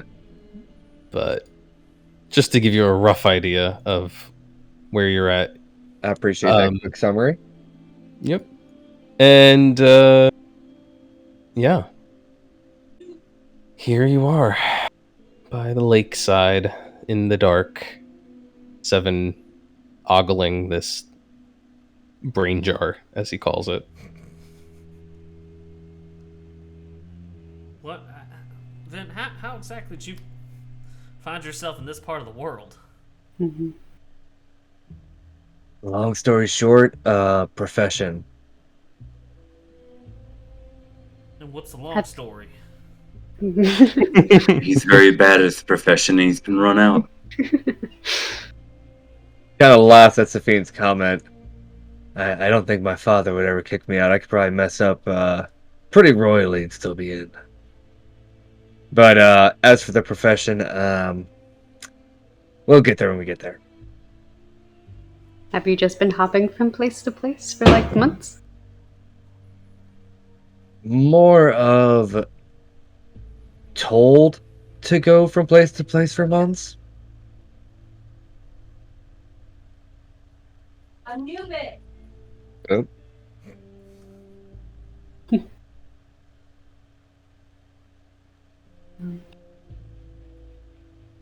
Sorry, my dog's being yelled at because he did something wrong, I guess. Do you like being told what to do? I mean, relatively no. It's kind of why this was going to be my last mission for a while with Hope. Here. Oh, so this mission would be a switch. I need like Oh. Didn't know what I was going to do after this, but after doing this for 15 years or so, I feel like a break is needed from the same thing.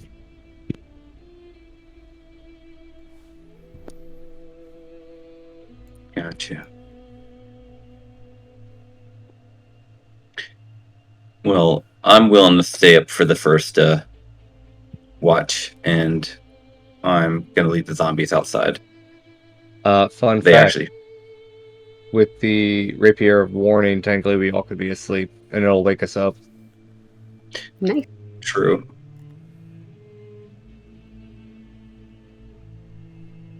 This is I love actually the rapier.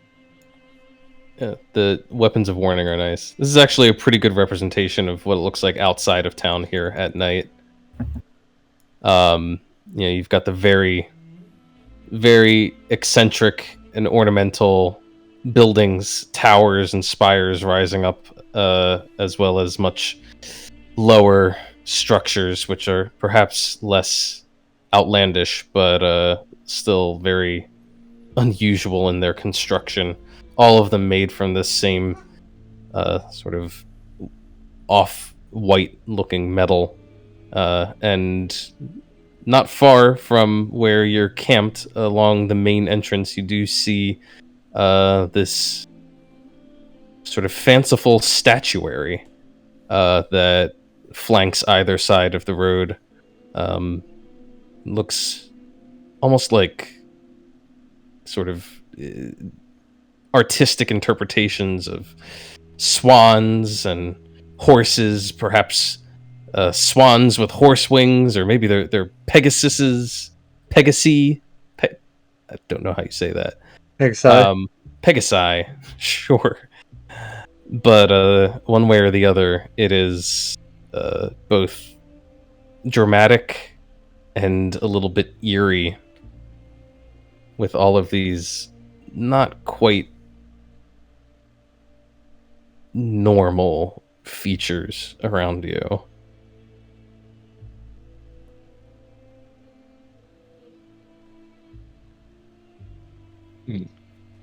So what?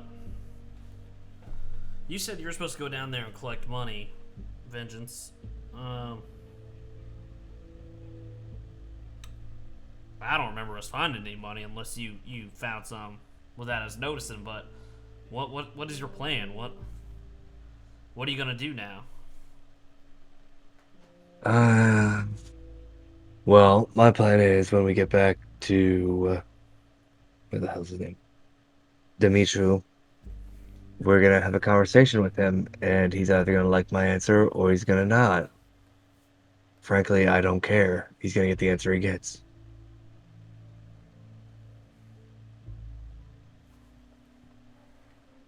Were any of the crates we picked up heavy enough that they might carry money in them? Do you pop them open and see what's inside? Sure. I guess if nobody else is super fascinated, Seven's gonna pop the crates. He's gonna go through whatever is swept off the table. He'll go through it all, but he's primarily looking for any kind of clues about what this necromancer might have been up to.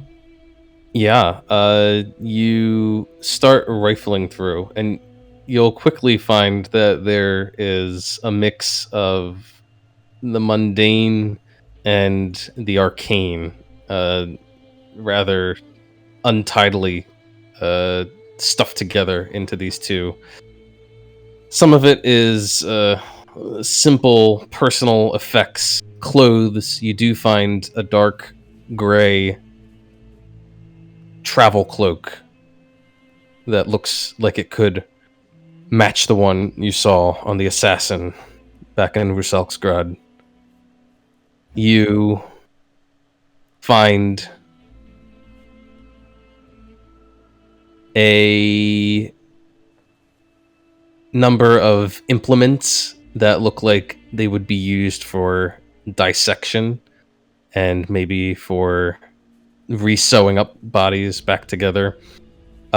In this sort of kit of necromancer's tools, you also come across a satchel which is labeled Corpse Desiccator. And it seems to contain some sort of powder.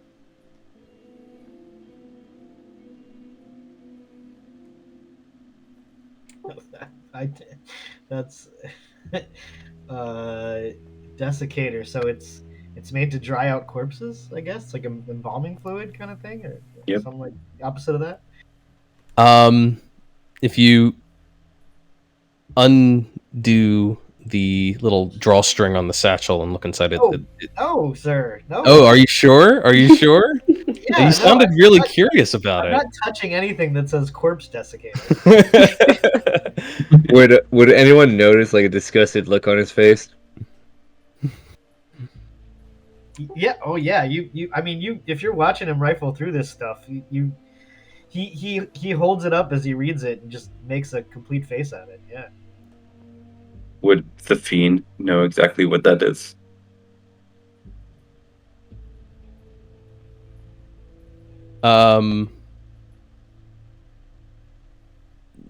Safine. Yeah. do a- You can give me a religion check, I guess. I don't know. I never know how to rule like death stuff because sometimes it can be ritualistic and religious in nature, and sometimes it can be very arcane, sort of scientific. Nature. I would allow you to take them, whatever Okay, I'm gonna do whatever arc- angle you come at it from.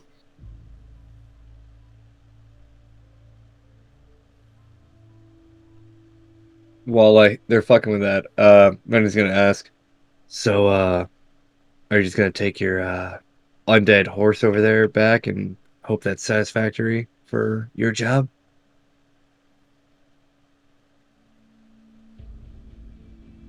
We came here looking to uncover a plot. I can't say that anything we found here sheds any light on why this man wanted to coerce one under the employ of the Fey Queen to murder one of her faces.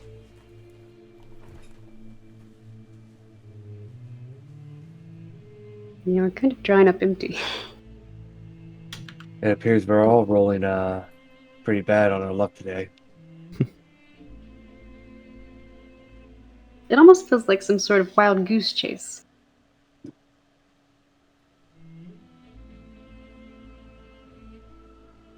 Seven gives you a look that says he's very much in agreement. He can't.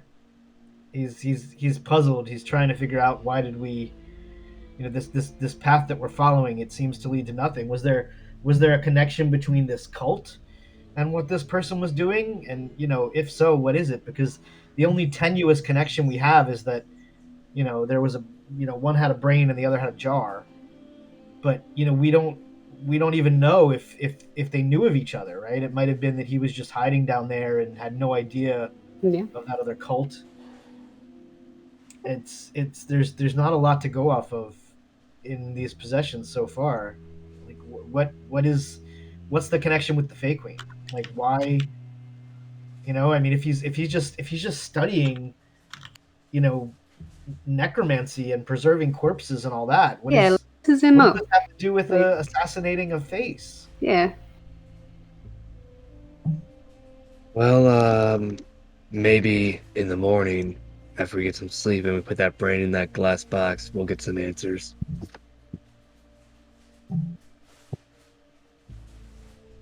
Kind of our last lead.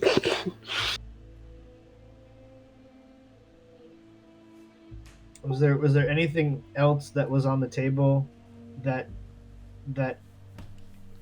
provides any kind of indication of what this person was or up to? There is significant notation. It's a little bit scattered. There's a couple of different journals and even some like folios of loose paper and rolled up parchments. It's definitely a bit of a mess trying to sort through the meaning of it all, especially because there are places where there seems to be a shorthand employed.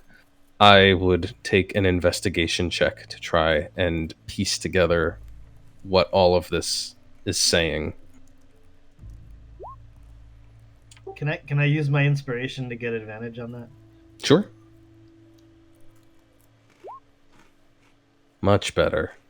Yeah, you really start digging through 7, and it's not as if this necromancer, whoever they were, was like keeping a personal journal with convenient entries explaining everything along the way.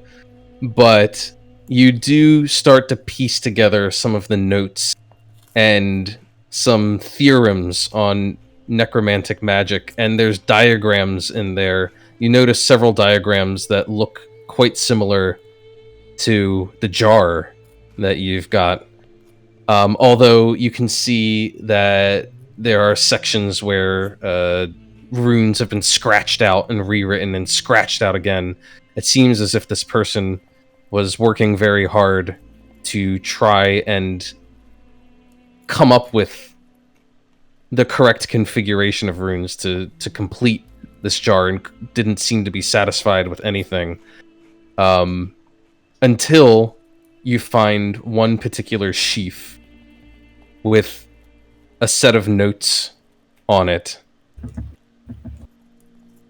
that are written in the same hand, but being somewhat of a scholar yourself, you can see that the arcane theories behind them are much different from the ones that this person was working with originally. They look far more advanced. And these, you see, seem to fit in and complete the final pieces that this person would need to complete their jar.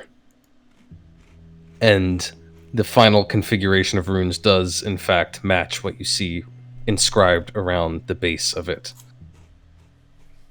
There are also some notes for a device that looks rather grisly, but it is described as a auto decapitator, and it seems to be a sort of guillotine-like device, but it's powered by springs and would slam a blade hard shut around someone's neck. My best guess, after looking through all this nonsense, is that this necromancer, if you want to call him that, was obsessed with trying to complete his device. Couldn't figure it out on his own. He managed to get help from someone who knew exactly what needed to be done. Maybe the price he had to pay for that help was his involvement. Maybe his savior was the one who prompted him to get involved with the incident at the Fey Queen's castle.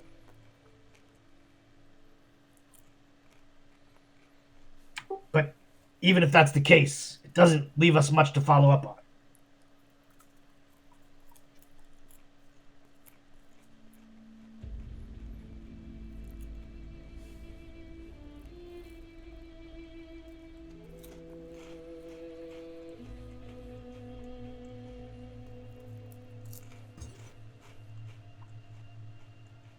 What does that book say about anything about an accomplice or anything, or is it just the same thing over and over again? It's just notes. This person was probably mad. Tried to devise a number of cruel devices. To what end? There's no indication.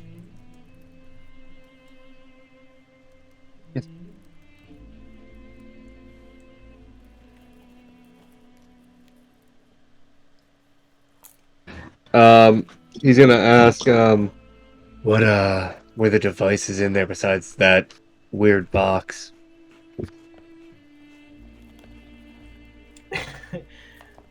Well, there's something called an auto decapitator, but I don't think he completed it. remembering the body in the cave. Or he did and used it on himself. Is it abnormally heavy? Is there still a head inside? Inside of what? Question. Like, is it the auto decapitator like hold the head inside something or no? Be great if it was hooked up to a bag of holding. No, it just looks like a.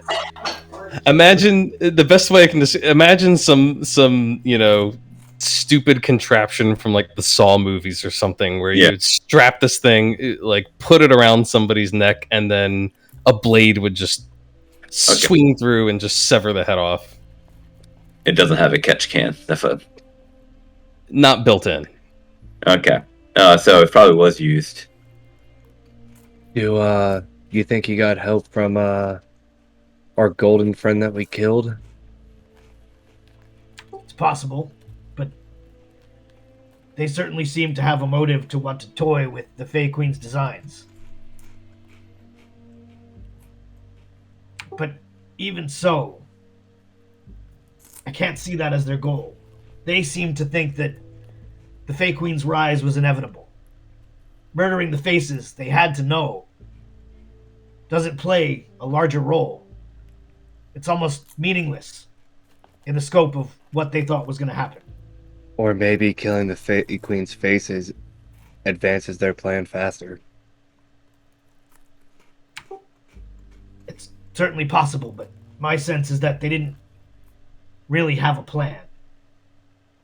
They just took it on faith that the Fey Queen will emerge somehow into our world and dominate it. They seemed more cultists than schemers. Yeah, you got that right. Faith is a stupid thing to go off.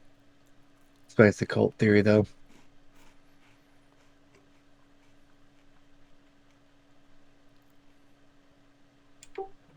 If we assume that they were the ones helping this necromancer, what would be our next steps? We have no leads.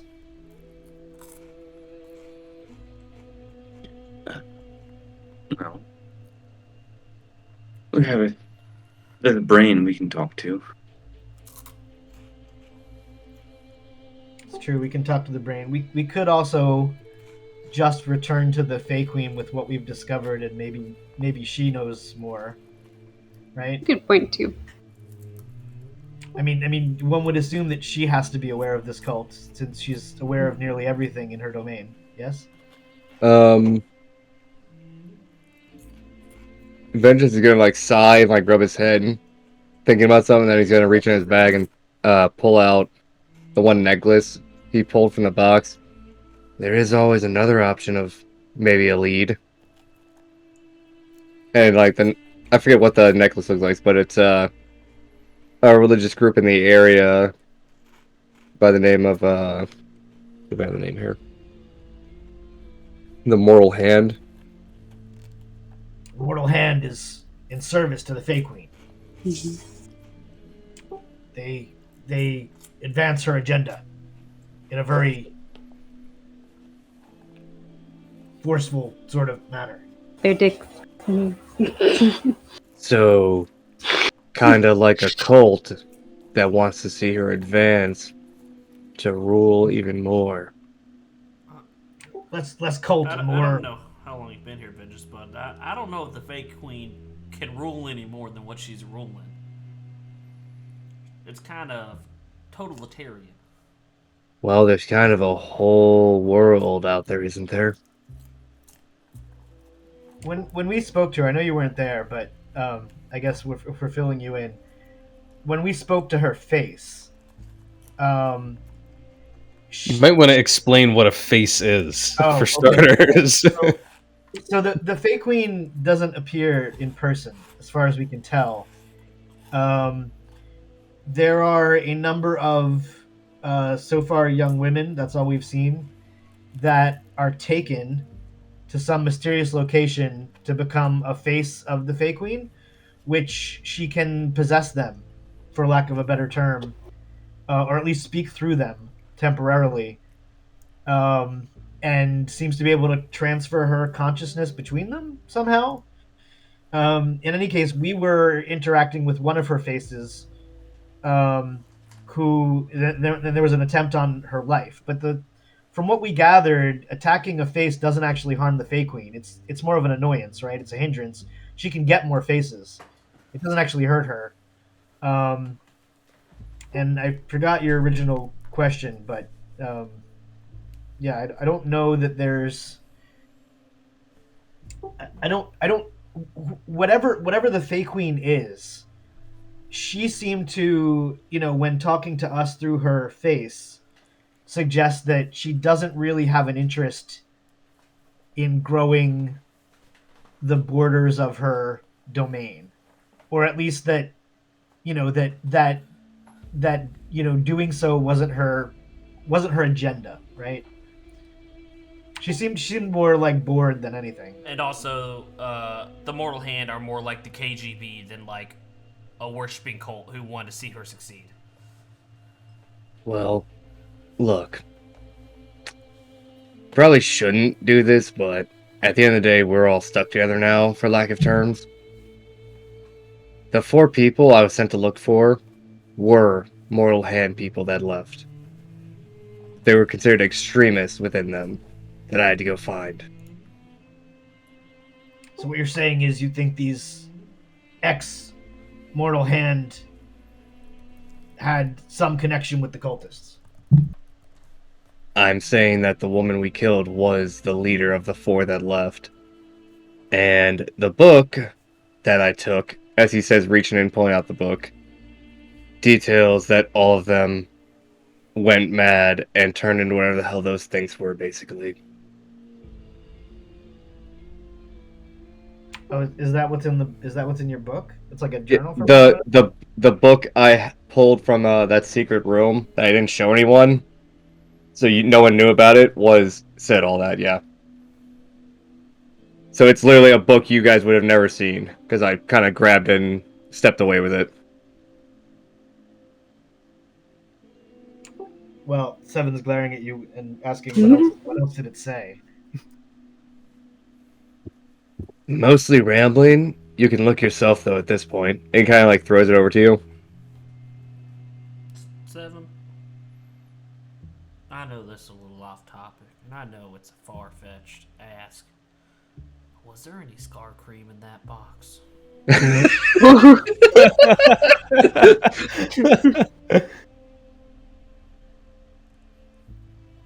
I assume the answer to that is no. Scar cream? It's probably low on a necromancer's list of concerns. If you'd like to try to desiccate your scar, there's some powder for that. Yeah. I'll pass on that one. I appreciate it, though. All right, so Seven will take another scan through this journal to see if there's anything in addition to what Vengeance has explained. Yeah. Sure, you can browse through it and see that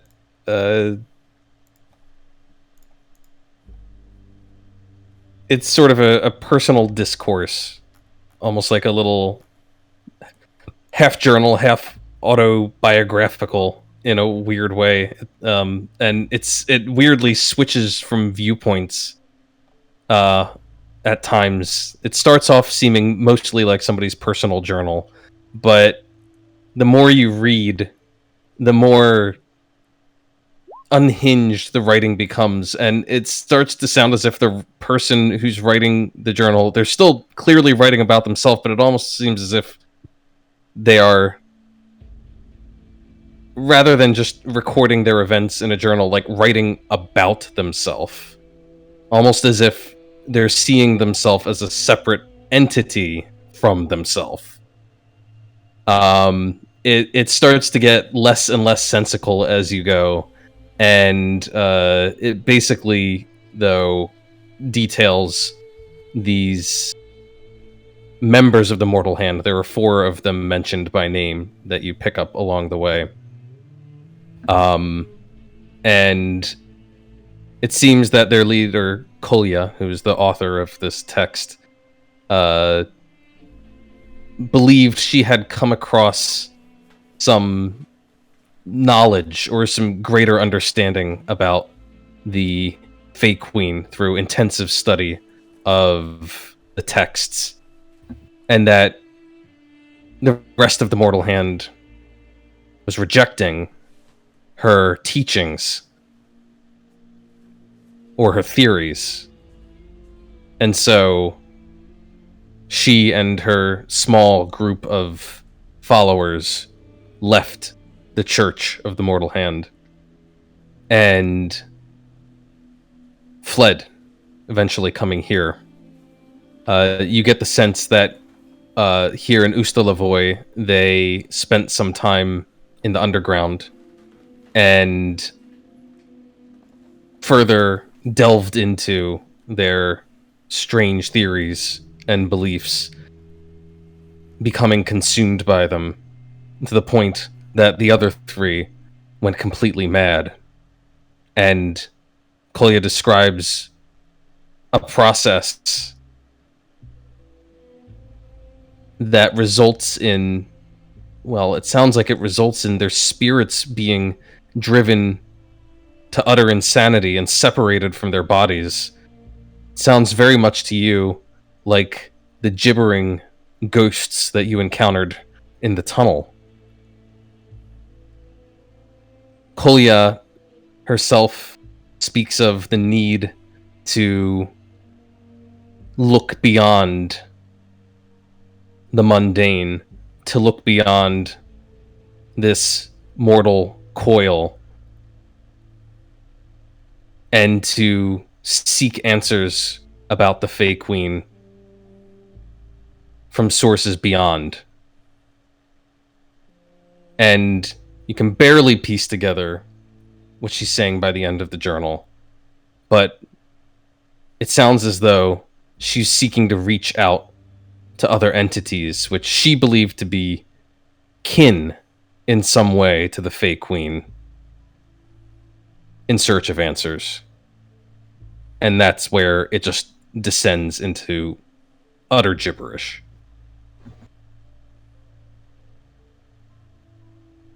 Well, relaying all that to anyone who's not asleep yet.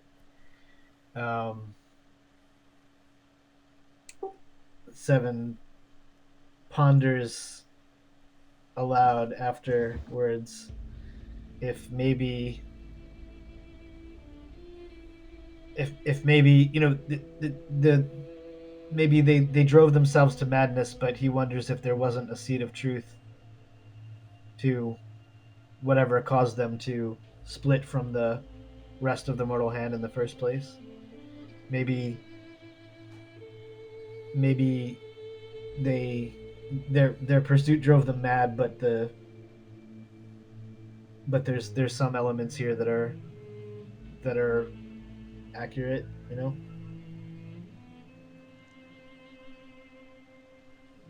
It would take a deeper reading than just, you know, skimming through to really unpack the fine points of the beliefs that Kolya had. But perhaps you can delve into that when you have a little bit more time. But yeah, it does certainly seem like there's something here. After he says all that, Ben is gonna say, "Look, I honestly have no idea what is wrong with these people. I couldn't read past half that journal after she started talking about them all dying. And overall, I probably should have shared this sooner. But we're still on a pretty new basis here, and usually my organization doesn't really work with a group. So this is all new to me." Well, that thing in the yellow robes did talk about giving us supreme knowledge, and if our bodies could handle it. So it sounds like 1 out of 4 could muster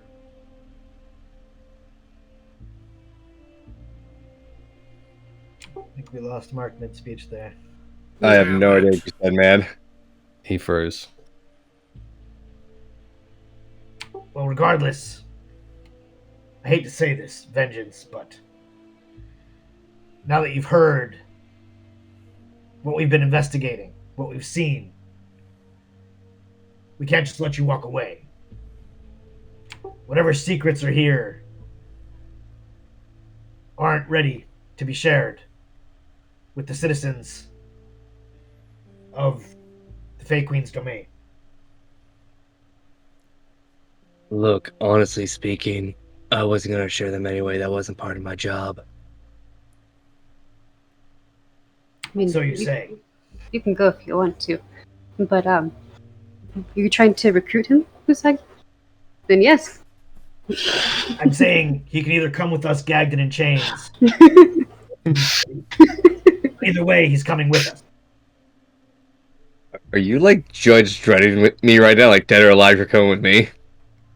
Well, we don't call it dead or alive. We call one of them the Safine treatment and the other one the Seven treatment. I'm still not sure which is dead and which one's I was gonna say that doesn't actually. Where's the Ryland treatment? Time out. So is this actually like there's an open threat now? Like you're threatening me openly? Like you're coming with me one way or the other? I mean, he wasn't threatening you with violence per se, but you probably during filling you in and what happened, you realize you know that everyone in this party has been made an inquisitor under the employ of the Fey Queen, and you get the sense that Seven believes this gives him some authority over this investigation, and that now you are privy to sensitive information, and he's unwilling to let you depart with this information. But you also get the sense that he's inviting you to join the Inquisitor team. in his own way. In the most roundabout way possible. Roundabout way. He's saying, join us, or we drag you along and gag you until we figure this all out. Looking around the group, well, after the few hours in the sewers, I could probably get past one of you. The rest of you, though, are probably gonna knock me down pretty quick. Especially someone over there who can summon random guardians of light to beat the shit out of me. I'm not summoning anything for a while. He's just over there on his side, just like, leave me alone. I'm not like curled up or anything. I am on 3 pillows, evenly balanced right now, starfishing. I'm like that after like a 3-mile run, and you're like, oh god, I feel fucking terrible, and you just lay on the floor. That is Ryland right now, except there's a lot more blood. No, there's no blood. Safine cleared that off. Oh, yeah, sorry. Well, there's new blood probably.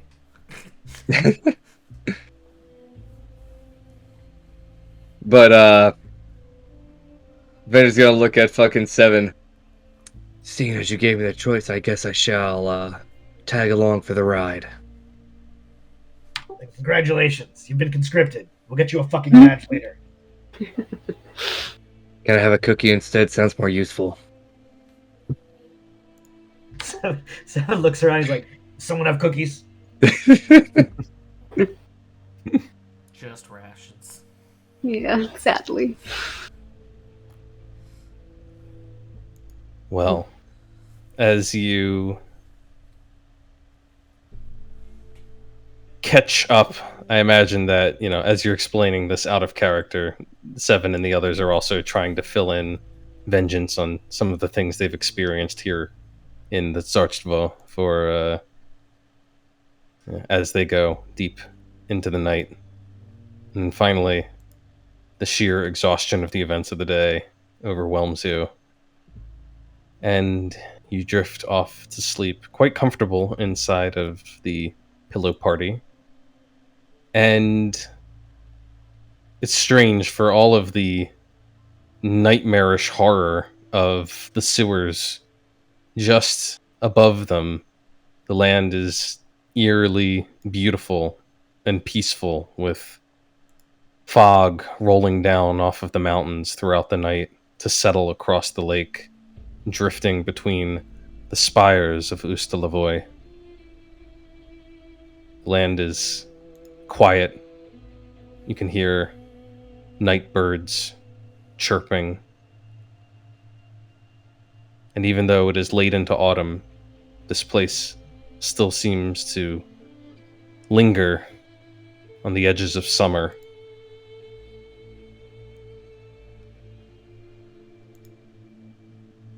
And eventually, 8 hours pass, bringing with them the dawn, the mountains slowly turning from deep shades of purple, then rimmed in orange, and then finally turning to gold as the sun peaks over.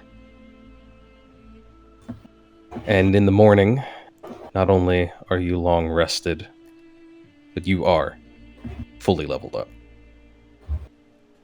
What's up? Nice. Cool. The long rest button worked.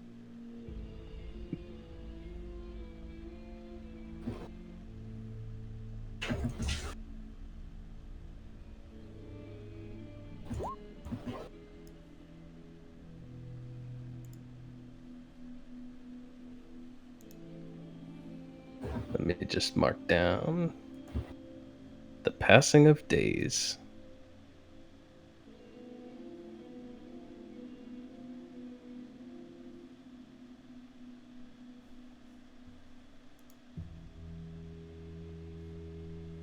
All right.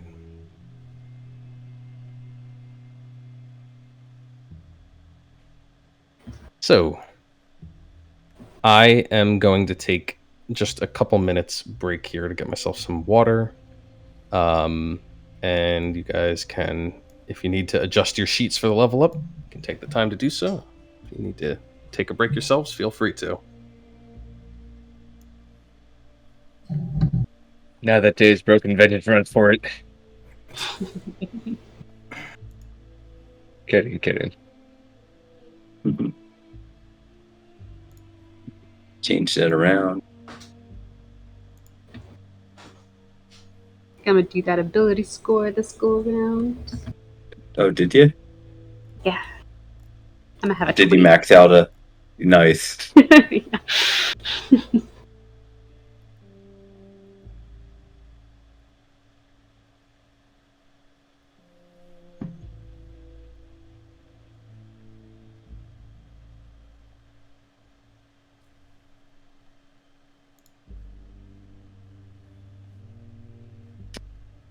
Yeah, I think I got rid of. I don't know, I feel like I got rid of Cure Wounds because I brought that back, then I got rid of it again. Maybe. Let me check Would for- someone mind pinging where on the map we're supposed to be? Because he wasn't really descriptive. Oh, over there? Okay. We're always where the giant flag's at. Oh, I didn't realize it said the party. Oh. As I was.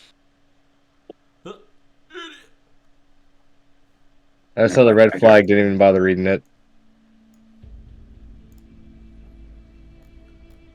I got rid of Mirror Image since I never cast it. You know, Kevin, per our conversation, it's gonna be great seeing a flag that says the party somewhere and then a little flag somewhere else saying vengeance. Doing shady shit somewhere.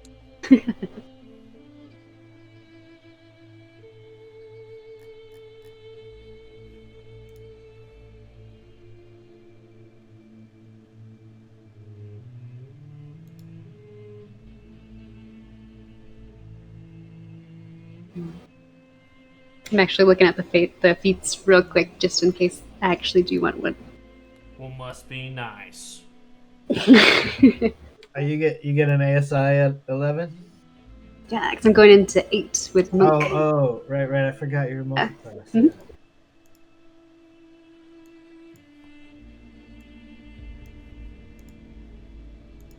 Well, 11 is nothing for wizards except 6th level spells, obviously.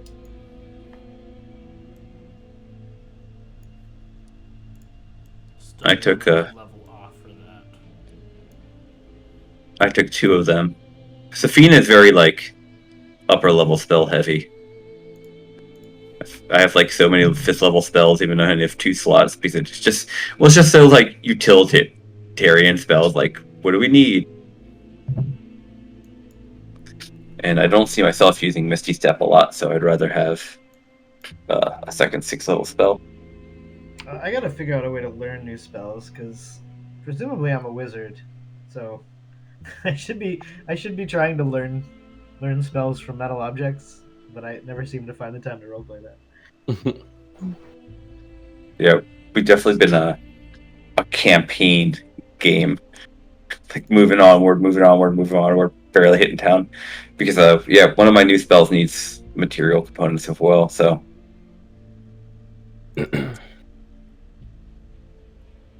that's a good point. Do I need things?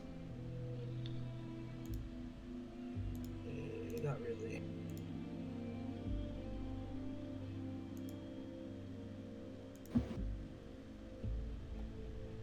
Yeah, I've never really been DM who does a lot of downtime stuff. Maybe I should more, especially for something like this. We can spend a few days in a place and just get done what you need to get done. Maybe have some mini misadventures along the way. Drunken escapades, what? filler episodes in anime. Yeah. Gotta have your beach episode. Well, you guys kind of had your beach episode. That was the last time we went shopping. episode. You had your hot springs episode. That was that was the last time you went shopping. Every good anime has their beach episode. Was that level 10 or level 9? I think that's level 10 that we did that. Yeah, you guys were 10 when you did that. It was this level. It may have been like 2 months ago in real time, but it wasn't that long ago for your characters. Right. Well, I mean, it should take a while to get between 10 and 11. Yeah. Oh, which, by the way, I need to send you away.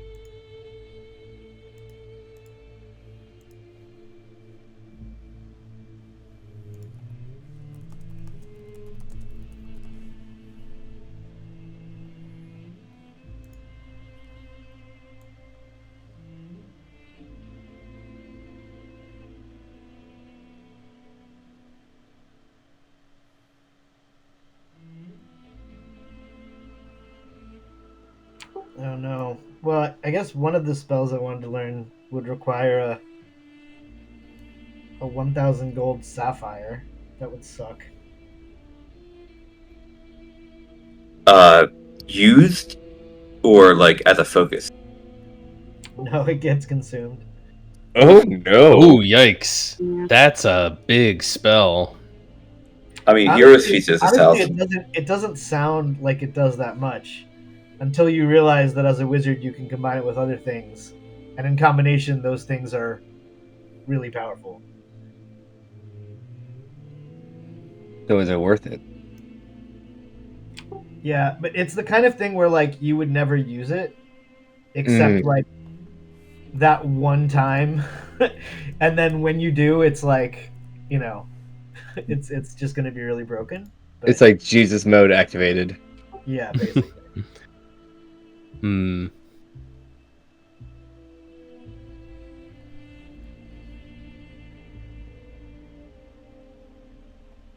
Well, speaking of magic no. weapons and loot, anybody have any interest in that staff that Seven grabbed and wrapped up and tucked away? We never bothered to try to identify that. You never well, not that you told me of. Yeah, No, we haven't identified anything, I think, from that fight for the most part. Well, it was a wooden staff, right? It was made from black lacquered wood, finely crafted, but the head of it was metal, and The it- only person that noticed the metal head was me.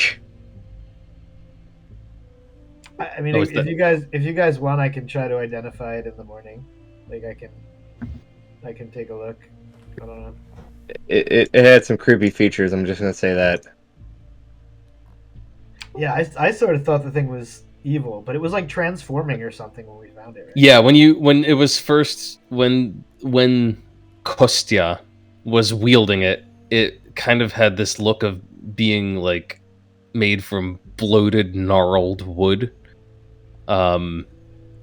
And after you defeated her, it did change. The kind of distended look to it went away as it sort of became this thing instead. All right. Well, since part of it is metal and I have a pearl and an owl feather, I'll try to identify it. Okay. Yeah, you've got the pearl and you've got the time, of course, so you can identify it. The head of the staff is indeed metal. It at first looks something like a radiant sun symbol, like a rising sun with sunbeams coming off of it. But when you look more closely, you realize that those sun rays look more like tendrils or tentacles than rays, and that they almost seem to shift and wave slightly. And if you blink your eyes and look again, you're not sure that they were moving at all, but something about it just strikes you as off. However, with the pearl in hand, you can identify its properties. It doesn't seem to have all of the magic that it was imbued with when Kostya wielded it, but it does have some residual effects that might be interesting.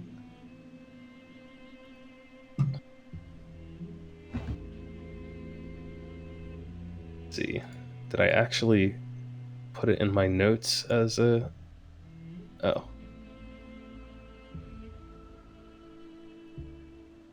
No, I didn't. Okay.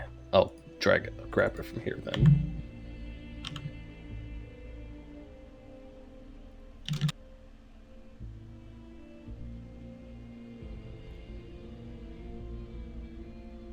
Seven, you identify it as something called an Eldritch Staff. The staff can be wielded as a magic quarterstaff that grants a +1 bonus to attack and damage rolls made with it. But its other features are much more interesting. It also has 10 charges. It regains 1d6 + 4 of them daily at dawn.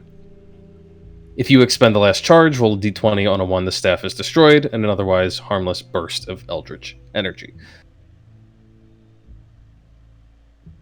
When you hit with a melee attack using the staff, you can expend up to 3 of its charges.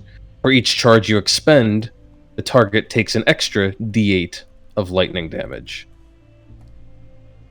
And if you take damage while holding the staff, you can use your reaction to expend 3 of the staff's charges, whereupon you turn invisible and teleport yourself, along with any equipment you are wearing or carrying, up to 60 feet to an unoccupied space that you can see.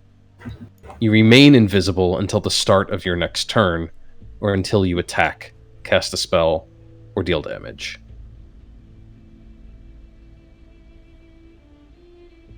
So it's a staff of, I'm gonna hit you until you hit me, and then I'm gonna run away like a coward. This sounds appropriate for at least one of us. Yeah, who fights like that? Weird. Yeah, I don't know. Rylan, maybe do you have any interest in this thing?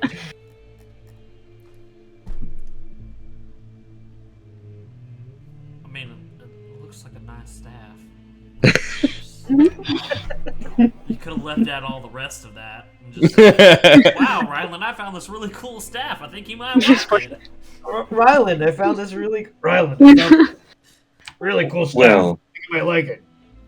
Look at it this way: we need our healers in the back, so it's great for you to have mobility to get in a strike and get to safety, so you can continue healing us. Yeah, and I love it. You have to get someone to hit you to be able to teleport. So now you're gonna, when you wanna move, you just gotta run up to the bad guys and say, "Hit me." I don't think I really have to run up to him and tell him to hit me because They can come only do to that. him. I don't have a problem with being hit. I'm very good at that. Okay, well, I guess technically, is there anyone who's interested in this staff? If there's multiple people, like maybe you can roll. I mean, Seven wants nothing to do with it, so. Go for it, Rylan. But it would also give Nimue a magical weapon. Would And a True. staff is a monk weapon.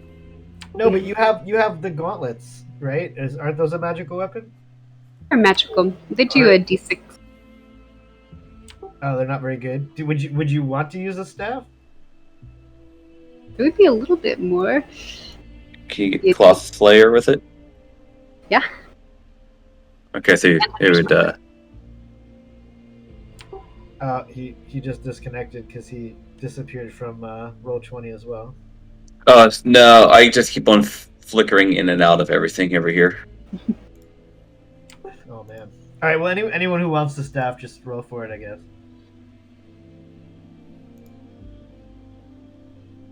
Nimue, if you tell me you don't want it, I will take it. I just, ladies first. But you know what? We did give up Nimue's last magic object to the dragon. Whoa, whoa, whoa. You said we. I vividly remember that being a very concerted effort. This might be the perfect time to cast mass suggestion. I'm sorry, did y'all say you gave something up to a dragon? No, not we. Safine. And then she promised him 2 20-foot swords in return too, or spears, or whatever the hell those Well, things we are. already know where one was, but the cult became more important than going after that. Mhm. I firmly believe that the trials that we've passed since moving on from there are far more difficult than downing another one of those guardians.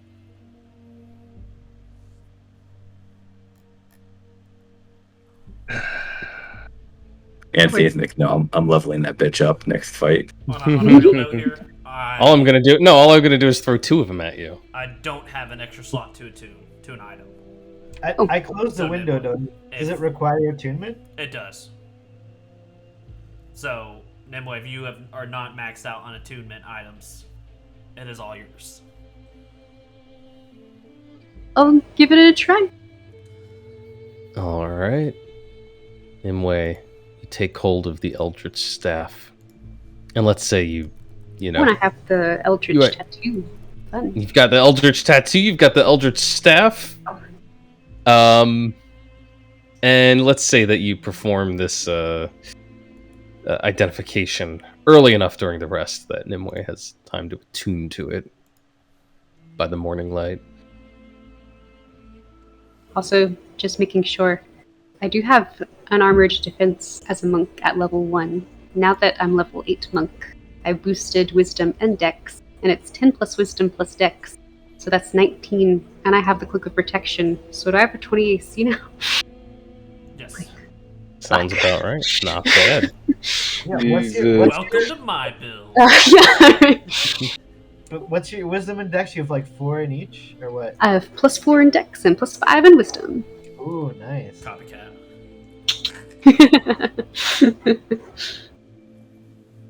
Everyone's got high decks. Party requirement. Not everyone. There's Safine. I believe I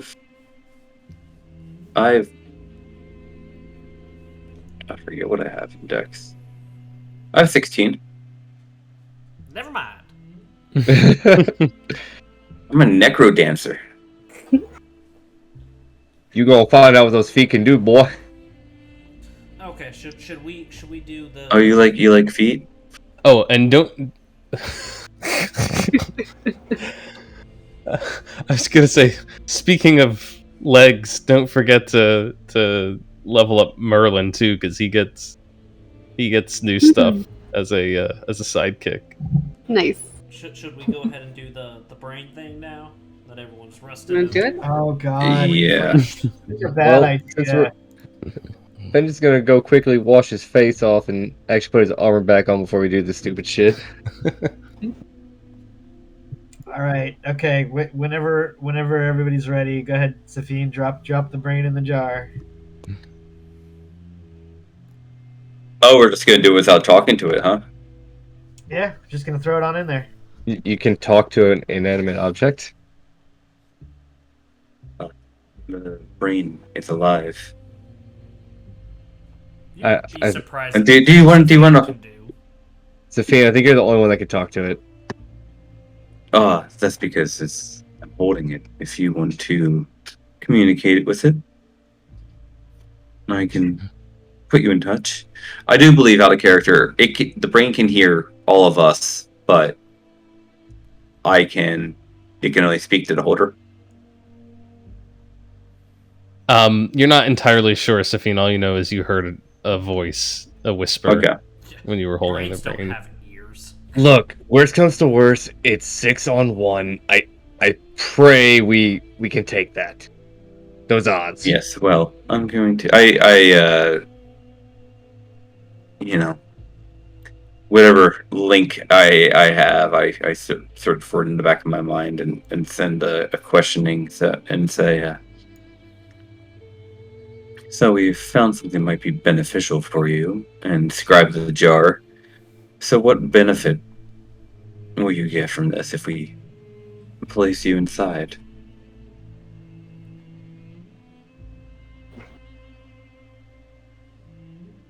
You're asking this of the brain. Yeah. The brain whispers back, Stimulation.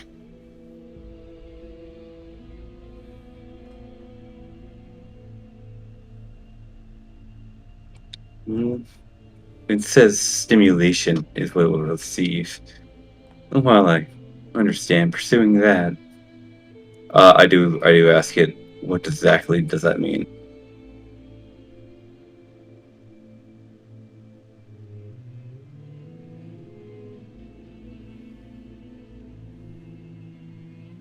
It will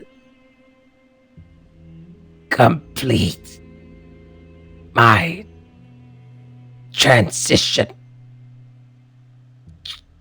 Please. Oh. What?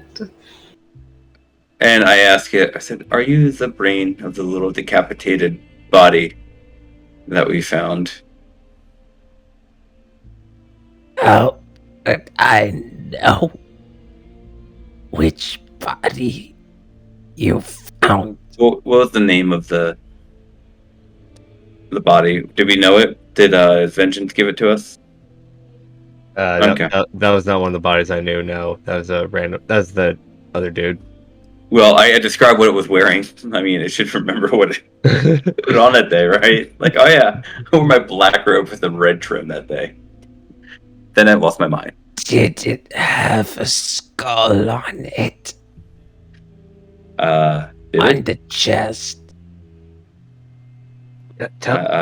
You want to tell me it He came knows with a horse totem? He'll probably know that.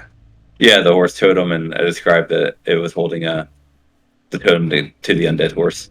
Oh, you found my key fob. Okay.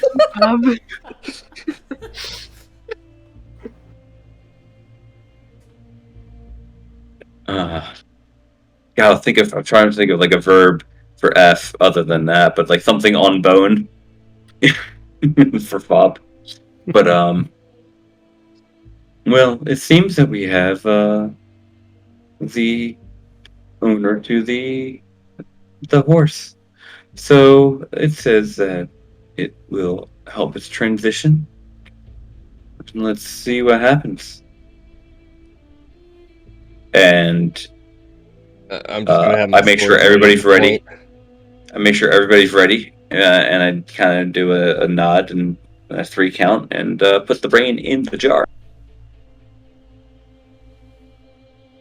And as the brain rests in the bottom of the jar, you see that the jar begins to fill with a slightly greenish liquid.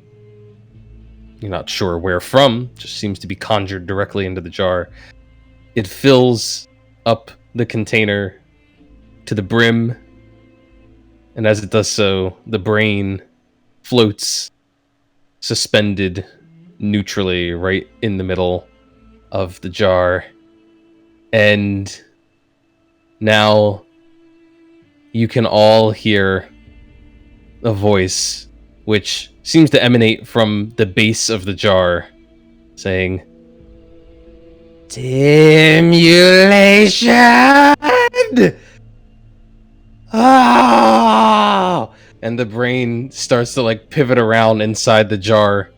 Oh! Oh! Light! Light! Oh! Light! Sound! Noises! Noises! Whoa! Oh! Oh! Oh, that's a lot all at once. All right. Kind of like rubbing my ears out. That was a little loud, bud. Can you hear me? Yes, I can hear you. Need to get these vocal modulators just right. Psionic amplifications there. Yes. Is that a more acceptable volume? Oh, thank God. You're doing good. You're doing good. What is your name? Why are you speaking like that? He's a little slow, that's why. Oh, what a shame. What a shame to have to live with that forever. At least I got legs. Oh. Ah, legs. What need have I for them now? It says. And you see the brain inside the jar sort of vibrate a little bit, and suddenly the entire jar starts levitating into the air. Look, I fly. Just gonna put my hand over the top, push it back to the ground. We should totally tie a rope around it and then tie it to the zombie. I'm gonna immediately start tying a rope to it. What? No, unhand me. How dare you? How dare you? I'm gonna tie the rope off and then hand it to Ryland. This seems like your problem now. Why is everything my problem, guys? I got enough problems. Look at me.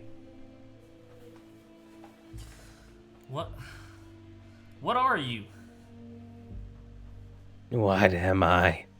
What am I? But the next step in evolution. I have shed the decaying flesh of my mortal coil, and now I shall live eternal. Yes, a brain freed from its fleshy prison. No offense, my guy, but if I scratch out one of those runes, are you still good?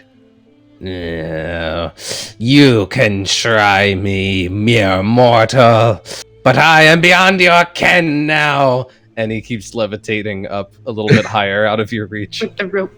With the rope. I think we're still better off, Ryland son. Can't your jar just spill and that'll be it? And how can you be the next step in evolution if you cannot reproduce to send your genes on to the next? It was metaphorical. I am the pinnacle of evolution, and I no longer have a need for such paltry pleasures of the flesh. Perchance, what if I put you in a bag of holding and leave you there forever? Try me, and you shall see. I'm just asking questions, okay? What are you going to do now? What am I going to do now? Now that I have achieved my ultimate goal, the goal of time. Yes, endless time. Yep. I shall study I shall learn. I shall see the world. I've always wanted to travel to Wallow. Gonna be mildly hard without legs. Can you not observe, mere mortal? I have moved beyond my need for such ambulatory devices. And So- Observe! Have you And it come begins drifting along. Have you, think the have you come up with a means to defeat the wind? Wind. He's still tied down with a rope. He ain't going that far. He floats along until he hits the limits of the rope, and then his little brain rotates around inside the jar to look down at you, and he says, Unhand me, mere mortal. Well, per proper words, we're not technically handing you. We tied you down. Nah. I just don't see how it's evolution to turn into a talking balloon. The balloon, you seem fragile. You better be careful out there. my Oh, You wanna enforce your What glass. happens if like You a also- big bird lands on top of you? Yeah, what if like I assure you that the provisions of this vessel for my brain make me less fragile than I look. Yes. I'm But sorry. as Helpless you as look- well. If a pack As of you- griffins is hungry, you're getting eaten, bud. well, it's not even that. This group is more than used to oddities, and I point over to the zombies. But you're not going into many towns looking like that. What need have I for the petty stares and gawks of uneducated commoners? I shall shun the places that cannot appreciate my beauty for what it is. It's probably not going to be the stairs. Probably more the pitchforks and spears you're going to have an issue with. I'm It will going be to say even fine. some places that have magnificent libraries that you would love to access are not going to be too kindly to In a such brain, especially places. any place in the Four Winds Empire that's currently at war with what they would see as a tool of the Zentum Empire. Ah, such things will rise and fall in time. I shall visit their lands once their civilization has turned to dust. Like I said, I have time, endless time, and nothing can Great. defeat So that. you'll help us do whatever we want, since it's only a drop in the bucket. I think not. I think you shall help me, he says. I need. Let me check. I need all of you to give me a wisdom saving throw. Oh, can we talk about this? Is it a charm effect? It sure is. Ooh, advantage then. Fuck. Off to a great start. Okay, Ryland. Me and the boy ain't doing so hot. Well, hey, see, look, that's why I gave you the Nat rope, 20. Ryland, okay? He can't charm you if you have the rope. 7. Wisdom saving throw. Oh, sorry. Don't forget if you have inspiration. That ain't helping right now. Yeah. Right? I had advantage due to the half elf. Wait, why do you have half health? Half elf. Yeah, half elf. Okay, sorry, my bad. No, my internet's really shoddy, so it probably. All right. If we use inspiration, do we reroll? You roll another die. So hit it again. Hang on to it You forever. don't have inspiration. There's vengeance. I was hoping, okay? Um. Oh wait, sorry. Hey, That, Nimue is doing great. So that wasn't the thing though. Well, that still would have been a 7. So it would Do have have been uh, either way. you Ryland, Safine, Seven are all just standing around, watching as Vengeance and Nimue suddenly begin marching, seemingly not in control of their legs. Oh, we forgot Merlin actually.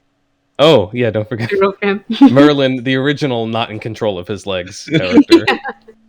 He has good wisdom save. Yep.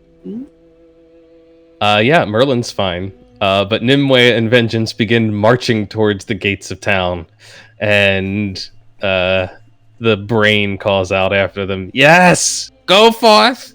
Herald my arrival!" Help! Help! I can't stop my legs. What the hell? Can I like guys. stab my sword into the ground to stop my own legs?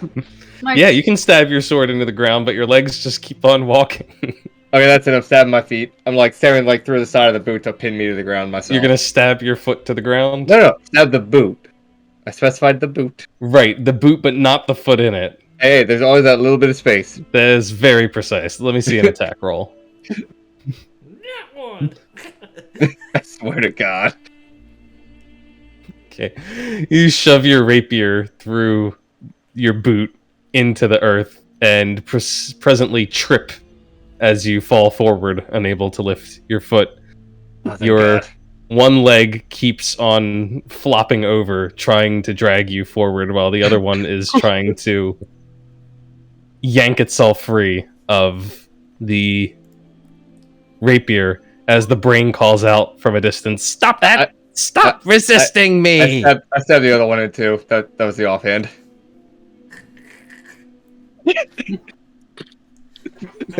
Are you I done? did Pin both feet to the ground and your Save- knees save that wiggle." I got something. save it. Yeah. Save it. I mean, No, it'll be fine. I can control that thing for 30 days. It's kind of worth it. After pinning I'm gonna myself to the ground, I'm just like sitting there, like rubbing my head, like I fucking hate this bullshit. I hate this bullshit. I kind of have a funny thought of Nimue like summoning the arms and then like grabbing onto something. Oh yeah, if you want to try and use it to control that thing, yeah, never mind. You can go. You can try that. Yeah, I want to hit the brain with Gas. Dude. Let's see. That is a 17 wisdom. DC 17 wisdom save. All right. Is that accurate? Yep, it is. It's 11 to wisdom. Well, based on the way the brain has been acting, you might assume it's not the wisest thing in the world. Oh yeah, but It ain't. It rolls a 10. I mean, and I'm just gonna say, obey me or suffer. And that's to get him manned for 30 days. It's just gonna have to obey me Let's see. or take 5d10 psychic damage. Oh God.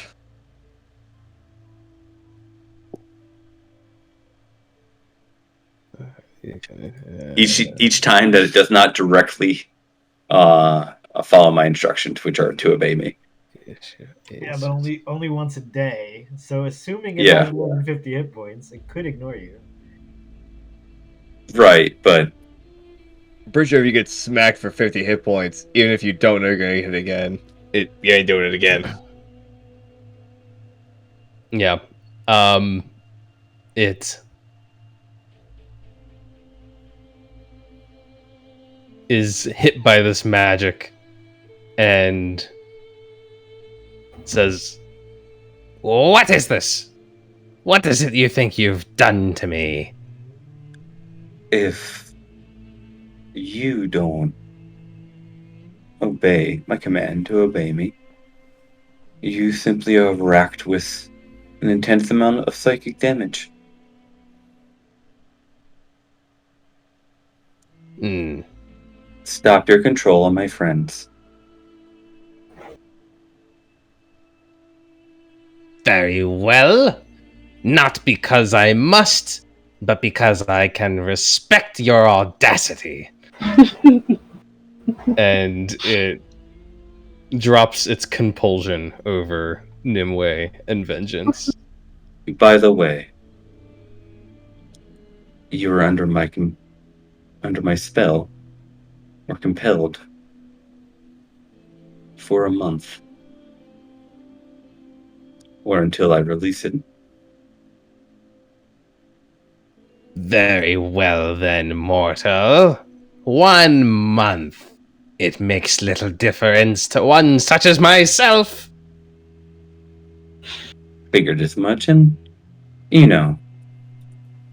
once you stick around us, you might find out there's a lot of interesting things to see or be privy to that you might find very interesting. And this just might become very mutually beneficial rather than being about control. You'll definitely go on an adventure. Vader's gonna like rip the swords out of his feet and like point the fucking sword at fucking the brain. You owe me a new pair of boots. Come here, come here.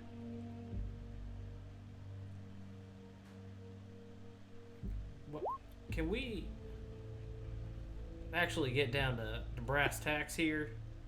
I'm sure Seven is bubbling over with questions for this thing. Thank you for fixing my boots there, bud. Not a problem. I'm good at repairing leather. This thing's really our only lead here. Right. Do you have a name, by the way? So I can start calling Yeah, you what do we Thing? call you? Do I have a name? An interesting question. One I had not thought to ponder. I suppose in mortal life I did have a certain moniker, but I should be rebranded, I think. Don't All right, you? look, come here, Brian. And he pulls the Run. Vader No. just pulls the fucking rope. No, I'm not Brian. I'm a brain, not I- Brian. Brain. I will Ben's say gonna this. literally rip the rope towards him as he Oof. says I that. have the Ooh, some of his I'm gonna grab it from you and rip him towards you. No. Some of the greenish Just- liquid sloshes out of the top. Ugh. Now, And then it refills. one thing. We've already taken some of his dignity away with being under our control. 2, I've been very specific about what I've been saying, so realize that I didn't tell him not to defend himself. Look, It's going to be we're going to get a lot further together than if it becomes a power dynamic and struggle. So let's not be a dick. If you wish to know the name I had as a mere human, it was Zavrazin. all right, Sorry. give us something more pronounceable. Zavrazin. It is very pronounceable. It's only 3 syllables, and most of them are Z's. All right, cool. Your name's Z. Gotcha.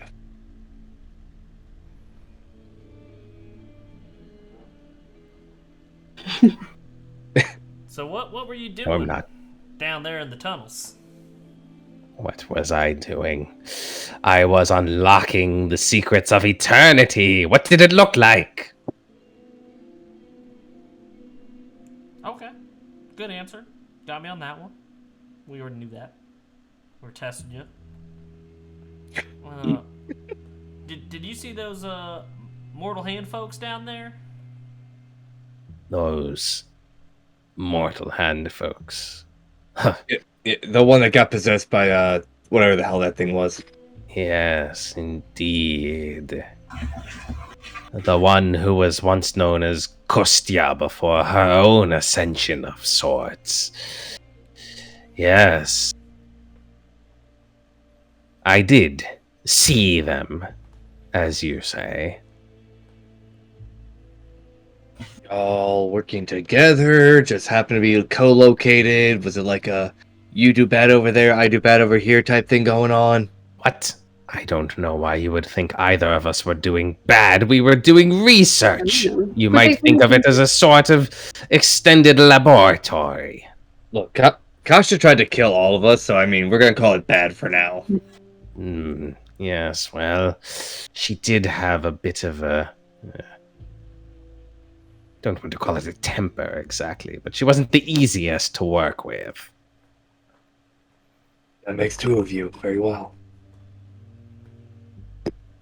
Oh, wow. Have you lent your horse to anyone lately? My horse? No. Oh. No, but I do see it over there. I assume you are... Well...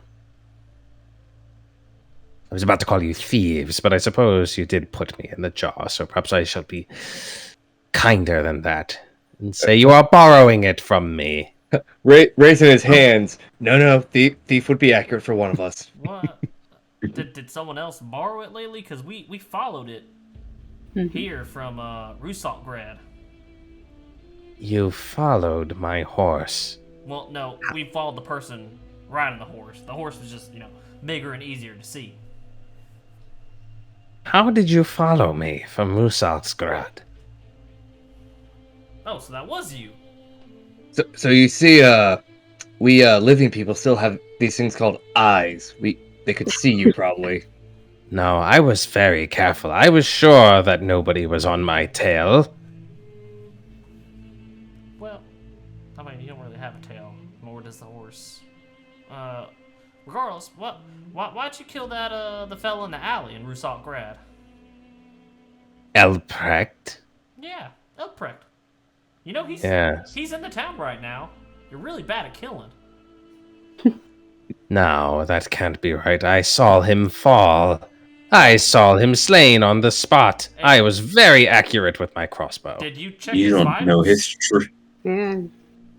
I guess you don't know his true strengths.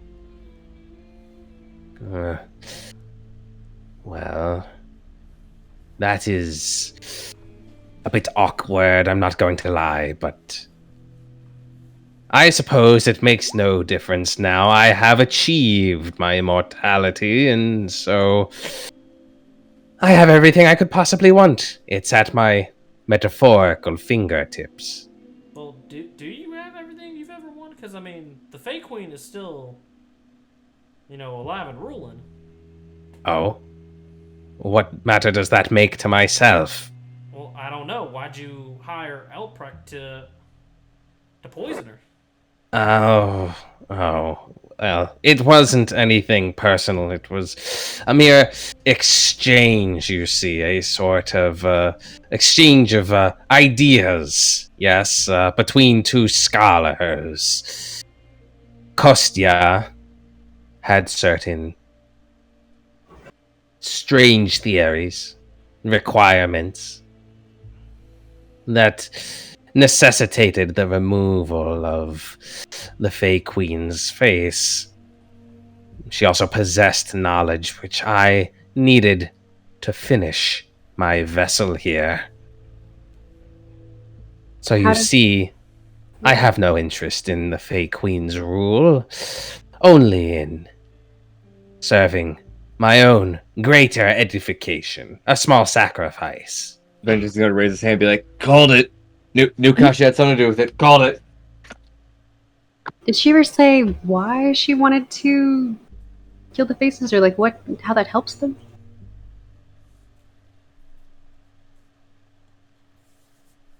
You know, her theories were strange and her words oft rambling. But when the bargain was struck, she did say something strange to me. Something about a child needing to grow up, and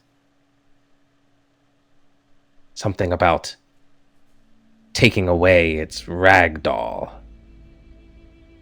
Didn't make much sense to me, seemed rather incoherent. But a bargain was a bargain. Like taking off the training wheels? I don't know that metaphor. Hmm. I think what he's trying to say, Nimue, is that she thinks, or she thought, I don't know, But they're holding That- her back. somehow tethering herself to the faces grounds the Fey Queen in this reality. Thought to unchain her in some way. Wow, you got really deep with that, Seven. My mind operates at levels that you can't comprehend. No, my mind operates at levels that you can't comprehend. My Swear mind to operates God, I will put. +1. I swear to God, I will put My both of you in mind the operates same at level jar. quadrillion. Z did say that he didn't know what she was talking about. Hey, look, children, I will put both of you in the same jar if you don't stop. Moving on. What is our next step? Because now we know that Kostya was the one who killed the face. No one killed the face, technically. Our next step is we need more information. These faces, we don't know what exactly the connection between them and the Fey Queen is. I'd love to see where they're made. I'd love to see how they're made. I'd love to understand what bond is formed. What, Seven? I think one of the faces are made when a mama really loves a papa. And then they wait about 14 years, and the Fey Queen's like, I like this one. Remember how I said my brain operates at levels? I'm looking down on you, son. Not as Look. much as Z is. He's all the way up here. I'm floating. I am far Rylan above says as he's you. pulling on the string to Z's fucking jar. Here's the thing. The Fey Queen doesn't seem to be able to possess anyone in her domain. Only the faces. Which leads me to believe that when a new face is created, there's some sort of ritual. Something she does to them that lets her possess them in such a way. If we Look. figure out what she's doing, we may understand her nature just a little bit more. Look, all this is well and dandy, but I do believe we also all need to be paid for what we did in the sewers. So we have that route, and we also have the Mortal Hand and the Fey Queen now. So I feel like we should get paid first. Hold on, Vengeance. No one's in a hurry for a little coin. It doesn't make a lick of difference in our lives. Looks at his empty coin first. Z, who? Obviously, you are an enlightened, gentle brain. Who would you recommend that might know more on the faces?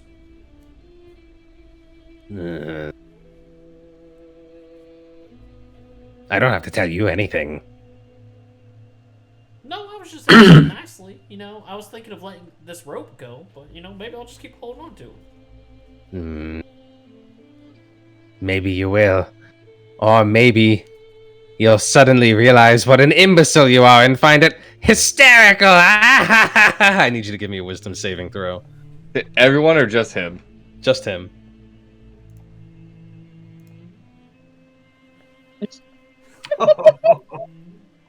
Iron will, motherfucker. And then the brain realizes that Ryland is not laughing along. Ow. I don't cast spells on my self or my group without our express permission. The brain looks at Safine. I'll refrain from doing so. Not because I am compelled, but because I But like your because- moxie, kid. And also, let's be honest, the faster you can set us down a path, you know, whether you decide to come with us or you give us information that we go on our own way. I don't care that you exist in this world.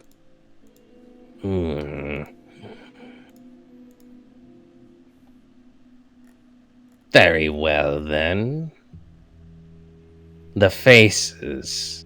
The faces. In truth, I know little of them. the Fey Queen has been of minimal concern to me throughout my life. Here in Ustalavoi, we are mostly left alone. But there is much secrecy regarding the faces, yes. They are honored in their youth. When they come of age, they are chosen and they are escorted, yes, to somewhere. Where? The brain kind of casts about inside of its jar, bobbing back and forth. Who knows? Who can say? But I would bet that the mortal hand knows, yes. Yes, they go somewhere. And then they come back. And when they come back, they are full of the Fey Queen's grace. Racing. How much do you know about the mortal hand? Oh, I suppose not much more than your average citizen. For the most part, I kept my head down, and they avoided lopping it off. Well, And then you Katya saw fit to do it yourself. Katya didn't, spill a little tea. per se? Kostya was aberrant, to say the least. She said that her studies were divinely inspired. Yes, that they were genius that the mortal hand could not accept. They weren't part of the inculcations. And so I imagine she was branded somewhat of a heretic by her own organization. With him saying that, Vengeance is gonna walk back to where the camp was and grab the book from Kostya and hold it up, be like, "Can you interpret what the hell these ramblings are if I give this to you?" I am quite sure that I can decipher meaning in anything if there is meaning to be had. If only I am given enough time to study and ponder, and perhaps resources for cross-referencing. All we got is this book, bud. That's all you're working with. Then it may be difficult. But give it here. Kind of looking confused, do I hold it for you? Do I throw it at you? I'll bring him down some. Just hold it up. Flip the pages when he asks. Well, it's not how do I get it to him. It's how does he hold it? He doesn't As need you- to. You hold it for him. As you hold the book up somewhat awkwardly for him, you feel it lift out of your hands and drift in front of the brain in the jar. The brain flips through a couple of pages. Oh, Kostya. Yes, you were quite the mad one. And look where it got you. Idiot. That's the guy in a jar. Well, I suppose there might be something here if I dedicated myself to it.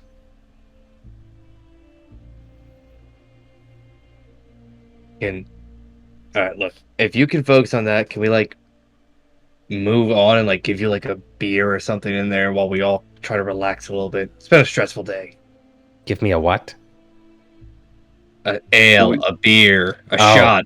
Ha! Alcohol. No, I dare say. I am high on life now. I It like the doesn't attitude. have a digestive system. I don't. What would it do with an ale? I'm pretty sure if I dump a beer right in that jar, it'll still get a trunk. How much you want to bet? Looking at 7, determined now. I'll bet you 5 gold it gets drunk off that beer. 5 gold, you pussy. 50. We're level up. 100 gold. Done. It doesn't matter. We're not going to You had treat better our not do that. captives in such a way. You're going to mess with the pH levels in here. It's science. It's for science, Brain. Come on. This solution is very carefully calculated. Look, if it magically appeared in that jar, it'll magically come back in the jar. You'll be fine. What? Yeah. Is there anything that might be of use to us in the Undercity here? It was kind of a creepy place, and we didn't like to, spend much time there. Wait a minute. I like that place. I'm sure I wouldn't know. If you are after the mortal hand, this is not precisely a haven for them. You would be better off seeking out their other place where they're much more present. Velinistad. There we go. I couldn't think of the word. Sorry, brain fog. That solution apparently isn't that pure. Gotcha. And did Colstia, she have a name for her particular sect of the Mortal Hand that, we're pushing for this? I don't believe she ever referred to her organization by a given name, but she did say that she was reaching out, trying to commune with some individual or entity or force. I was never entirely sure that she referred to simply as Star Spawn.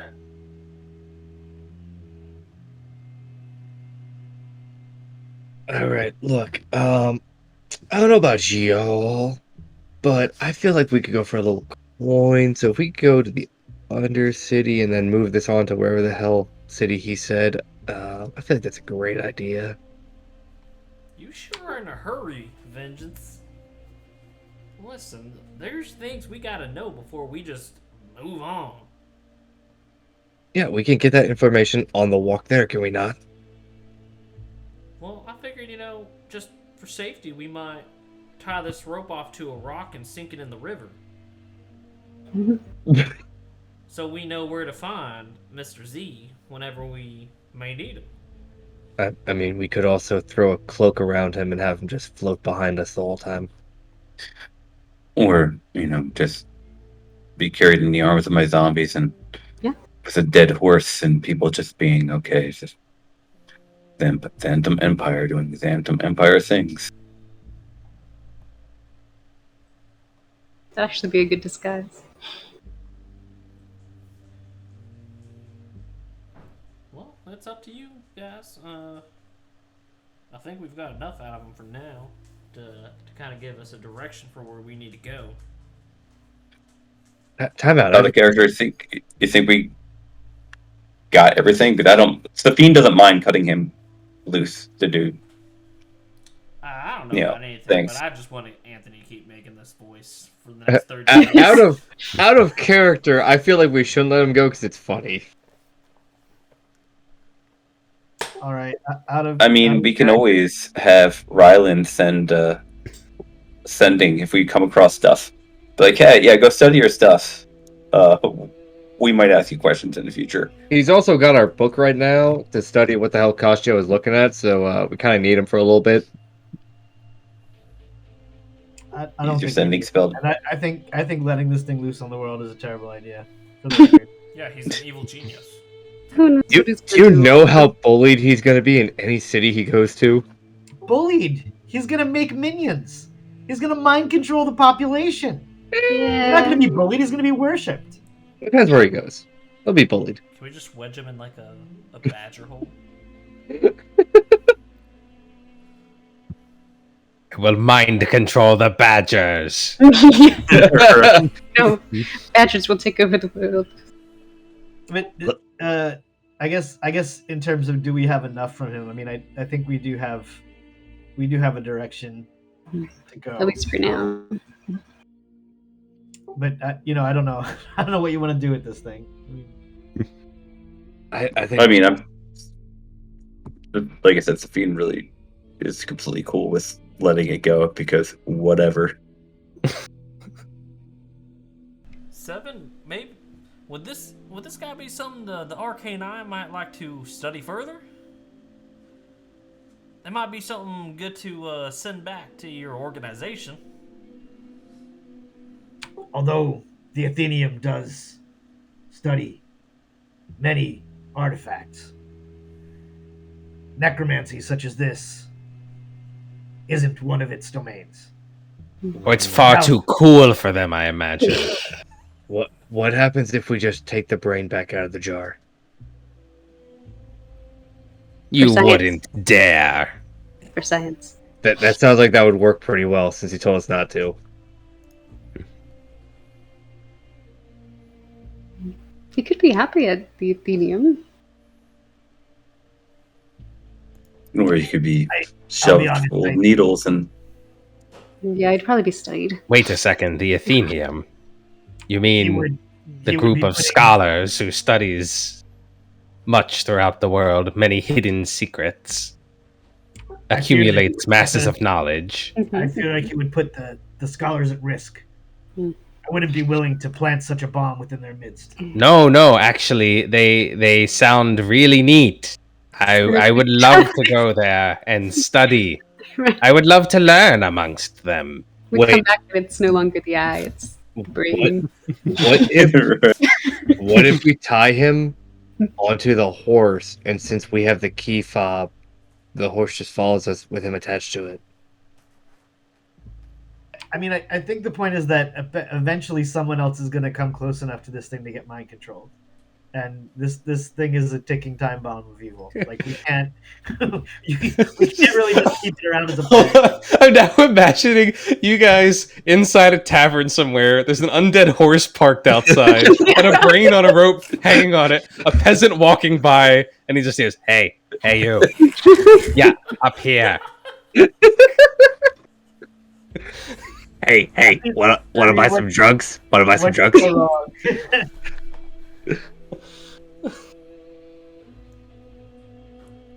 I'm sorry, but I believe this creature is too dangerous to let go. Poses too great a threat to society. Okay, look, Seven, you're probably the most dangerous thing within like a 10-mile radius, so calm yourself down here. Yeah, why are you being so lame? Maybe we take the brain out, we send it in 2 separate jars, and we explain the situation to the Athenium. And we let them make, the final choice on it. They can either stomp them out, and we give them a letter warning them of all the precautions. Maybe they put some kind of like earth minerals on their head to prevent any psionic damage. Like a hat. A little tinfoil hat, you know. why don't we just send it through the teleportation circle to the Four Winds Kingdom? Again. Could Safine not tell it it's not allowed to use magic unless he says so? But That it will only has- last it for- just has to wait 30 days. And then it That's can 30. be- That's 30 days, and then he casts it again. Sabine, well. is there a home for this creature in the Xantham Empire? Maybe they know how to deal with these artificially created necromancy things. What would Safine know? I mean, Safine, you know that there are many, many brands of death that are practiced and accepted throughout the Xantham Empire. This is a very unusual one, and not one that you've ever come across. But you've known many other equally strange forms of undeath. So there might be a place for such a being there. yeah, it definitely wouldn't stand out too much. But maybe with forewarning and allowing people to know exactly what they're dealing with and the high ambitions of our friend here, a niche could be etched out where it's mutually beneficial. I mean, we are talking about a millennial plus year old empire that has plenty of archives and libraries that could be perused. Well, that sounds lovely. I have an alternative proposal.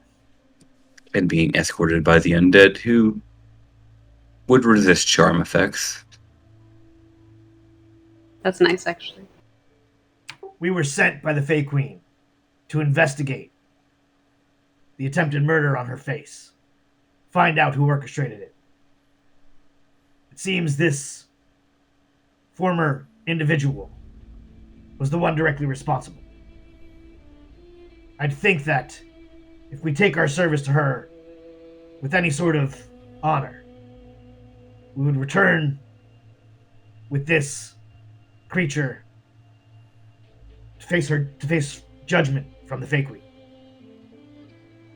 That is also a route, definitely. Yeah, that's actually like out of character. That's the most sense to what we've been trying to do as Inquisitors. I mean, it is the criminal we were searching for, in a sense. I mean, out of character, relatively speaking, we could give him the option, but all of his options are either go with us and do what we say, or be taken out of your jar and be sent wherever the hell we send you to. It's kind of his only option at this point. It is dangerous. Which is better than just being the brain on the floor in what he was. So even if it's not the best, it's still better than what they had.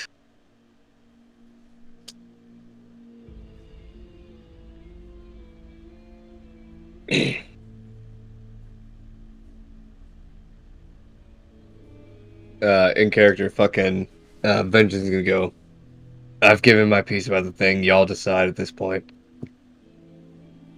The brain can tag along and answer questions to this Fey Queen. Yeah, why don't I just tag along for a bit and see how it goes? Because I want to. I'll defer to Seven on this. Like he said, his brain is on several different levels of mine. So he obviously knows what's best. I wasn't serious about that, Ryland. No, it's okay. I bow down to your superior brain. No. Intellect. Say intellect, it sounds smarter. He only means that when he's talking to me, Rylan. It's okay. I may be clever, but I defer to your wisdom in all worldly matters. You seem to have a much better grasp on society and how to handle people than I do. Well, And while I hesitate to call this brain a person, it's at least a creature. It's still alive. you could say you're not smarter than me, so, but at least you're prettier than me now. I was always Yes, prettier. with your horrible scar, I forgot about that. That's why you were asking about scar cream. Oh, Yeah. But you know, Rylan-san, it could look badass. You could use it. It doesn't have to be that terrible. How scary do I look, Z? Give it to me straight. Well, let's see. You have a face for radio. Oh, that means nothing to you. Ha ha ha ha ha. You look really ugly. No, okay.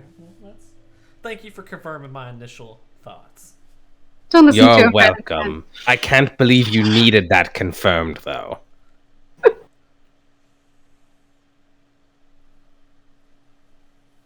As far Hey, as look. He's not ugly. He just had a horrible accident. We're gonna get it fixed. Leave him alone. I think this is a trial from Eldath. You were clearly too powerful before. Your persuasion was so natural that Eldath wanted to see what you could accomplish with a handicap. She wants to see your other strengths come to the forefront. Ha! Of course. this one would worship a deity. You realize they're just super amalgams of individual spirits, right? Wait, really? Yes. Yes. I don't know what he's saying, but is he saying they don't exist like I think? That's what it sounds like. Oh no, they are most certainly real. Look, I don't believe in people floating in the sky with ridiculous power. That's not a real thing, okay? Calm down. I'm Then floating stop in the hurting- stop sky hurting your right head. now. You don't have ridiculous power. We could probably kill you if we wanted to. That's different. Didn't he just charm you? Literally 2 minutes ago? That's irrelevant. I've stopped myself.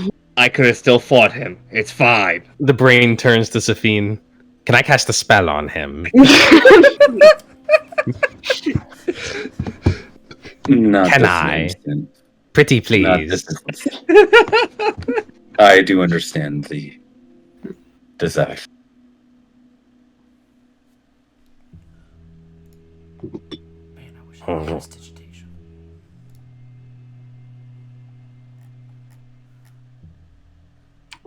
I say we hand him over to the Fey Queen for judgment. That gets my vote. I just like with that one. I just think the biggest issue is going to be getting him to the Fey Queen. I'm not against just taking the lid off of this thing and turning it upside down right now. Maybe we do that until we get to the Fey Queen. My vote is still let's go get paid, then go see the Fey Queen. Obviously, we're gonna get paid, Vengeance. Jesus, Look, calm down.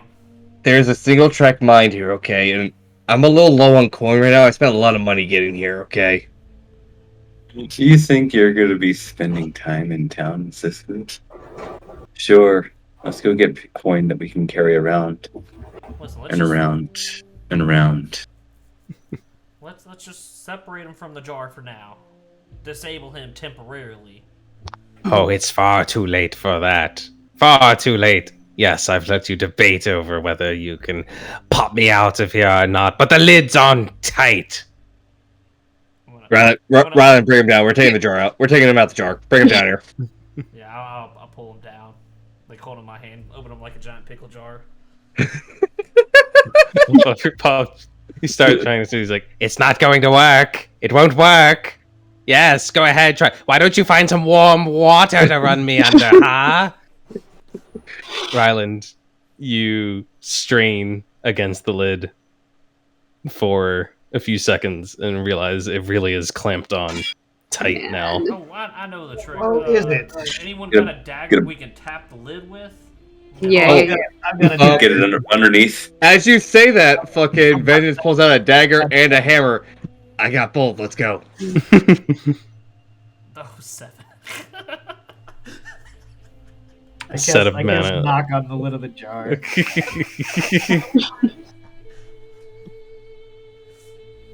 Let's see. It works on arcane locks too, huh? That works on any kind of thing, really. Yeah, pretty much. Yeah, you cast it, and the brain's like, "What are you doing? Stop that!" And Ryland, if you continue to strain, you hear a sudden like sound as the lid pops off. Zeke, you got anything Yep. important you need to tell us before you end up in Rusokgrad before you know it? It looks up from the greenish water at Ryland, and it says, "Time is on my side.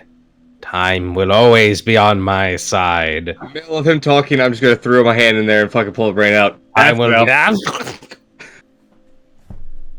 Okay, well, let's put the brain back and then Gi- the other give me- jar. Give me the other jar. And I'm holding the brain in my hand. Or the satchel, or whatever he was being carried in originally. Yeah, we didn't have another jar, guys. This is the only jar. It's just a loose brain." yeah. In that case, give it to Safine. I kind of just like lightly toss it to Sophie. Take this fucking thing. catch it, hopefully. Roll to Sabine, catch give the brain. me a dex check. Give me a dexterity check. It's slippery.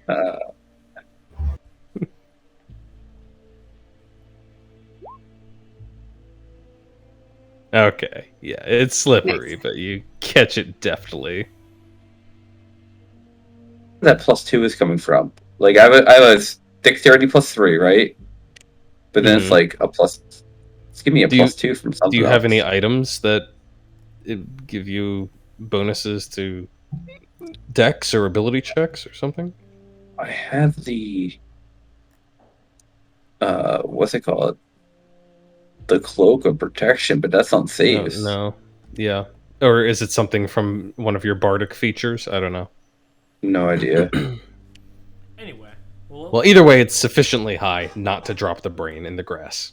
I'm gonna pick up the book that the brain was looking at before we took him out and be like, Mhm. can we agree to never put him back in there unless we absolutely need it? oh, well, we're gonna do it once we get to the Fey Queen. But Yeah. let's go get paid first, Vengeance. I am Even though poor. you I didn't need even- money. You didn't even finish your job you were tasked with. I kind of like bop him on the face with the book. This book is my money. Let's just go. And we'll Sure. make our way back to the Let's front. Let's do it. Let's do it. We gotta go get Elfrek back in the wagon before we head back to Rustalgrad anyway. Or the Leningrad. We don't have to go to Rustalgrad right away. I'm not gonna lie. Every time you say his name, it sounds like you're saying elf prick. It's Elprek.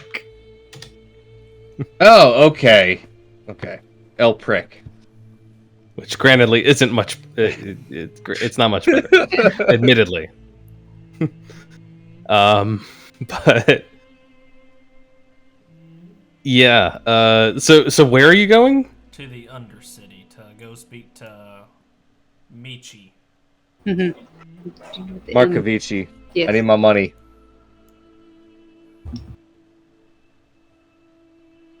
Okay. If I'm not mistaken, the entrance was over here. I don't know why I'm moving the brain. Because it's all knowing, of course. Ah! You see?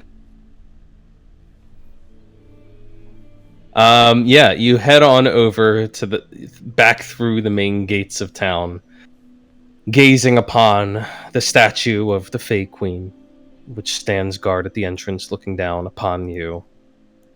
And you make your way past the meal pits, where again a statue of the Fey Queen looks down benevolently on those who are taking their morning meal at the pits, and you keep on going to a quieter corner of town where the massive hedges that run strange patterns and awkward angles between buildings, cutting through neighborhoods and districts, form a tidy little nook.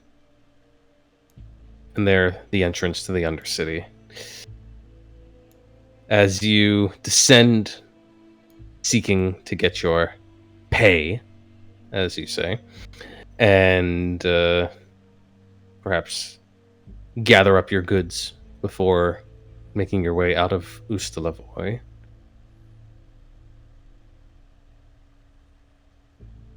That is where we will have to end things for the day, or the night.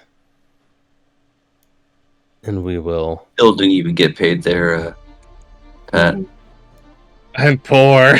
That was a lot of fun. It was a lot of fun. I love the brain. Brain in a jar is always the best. My boots did not enjoy the brain. Bringing back some real Victor Volakovich level dialogue there, Anthony. Yeah, right. I've been waiting for the brain. I was wondering, I was like trying to figure out how exactly I wanted to present this character, and I was looking at various forms of undead, and then I saw the brain, and I was like, "That's it. That's him." Was that the brain wanted us to go to some get some treasure to its lair? Was that the jar? It was trying to get to the jar. Yes, it was trying to get to the jar. It was promising treasure in its lair, but it was trying to get to its jar. Speaking of which, I can't. Oh god, I can't say anything now. It's the way of D&D. Sometimes you miss things. Oh man, what did we miss? Only the coolest magic item in the entire game. All right. Well, Good thing we haven't left the city yet. Yeah, well, that brain's not telling us anything now. we know we're not going back down there. You could always put the brain back in the jar and ask it, "Hey, what was that loot you said that you were gonna get?"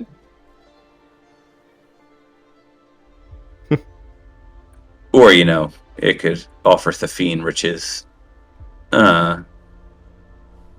whispering in their ear.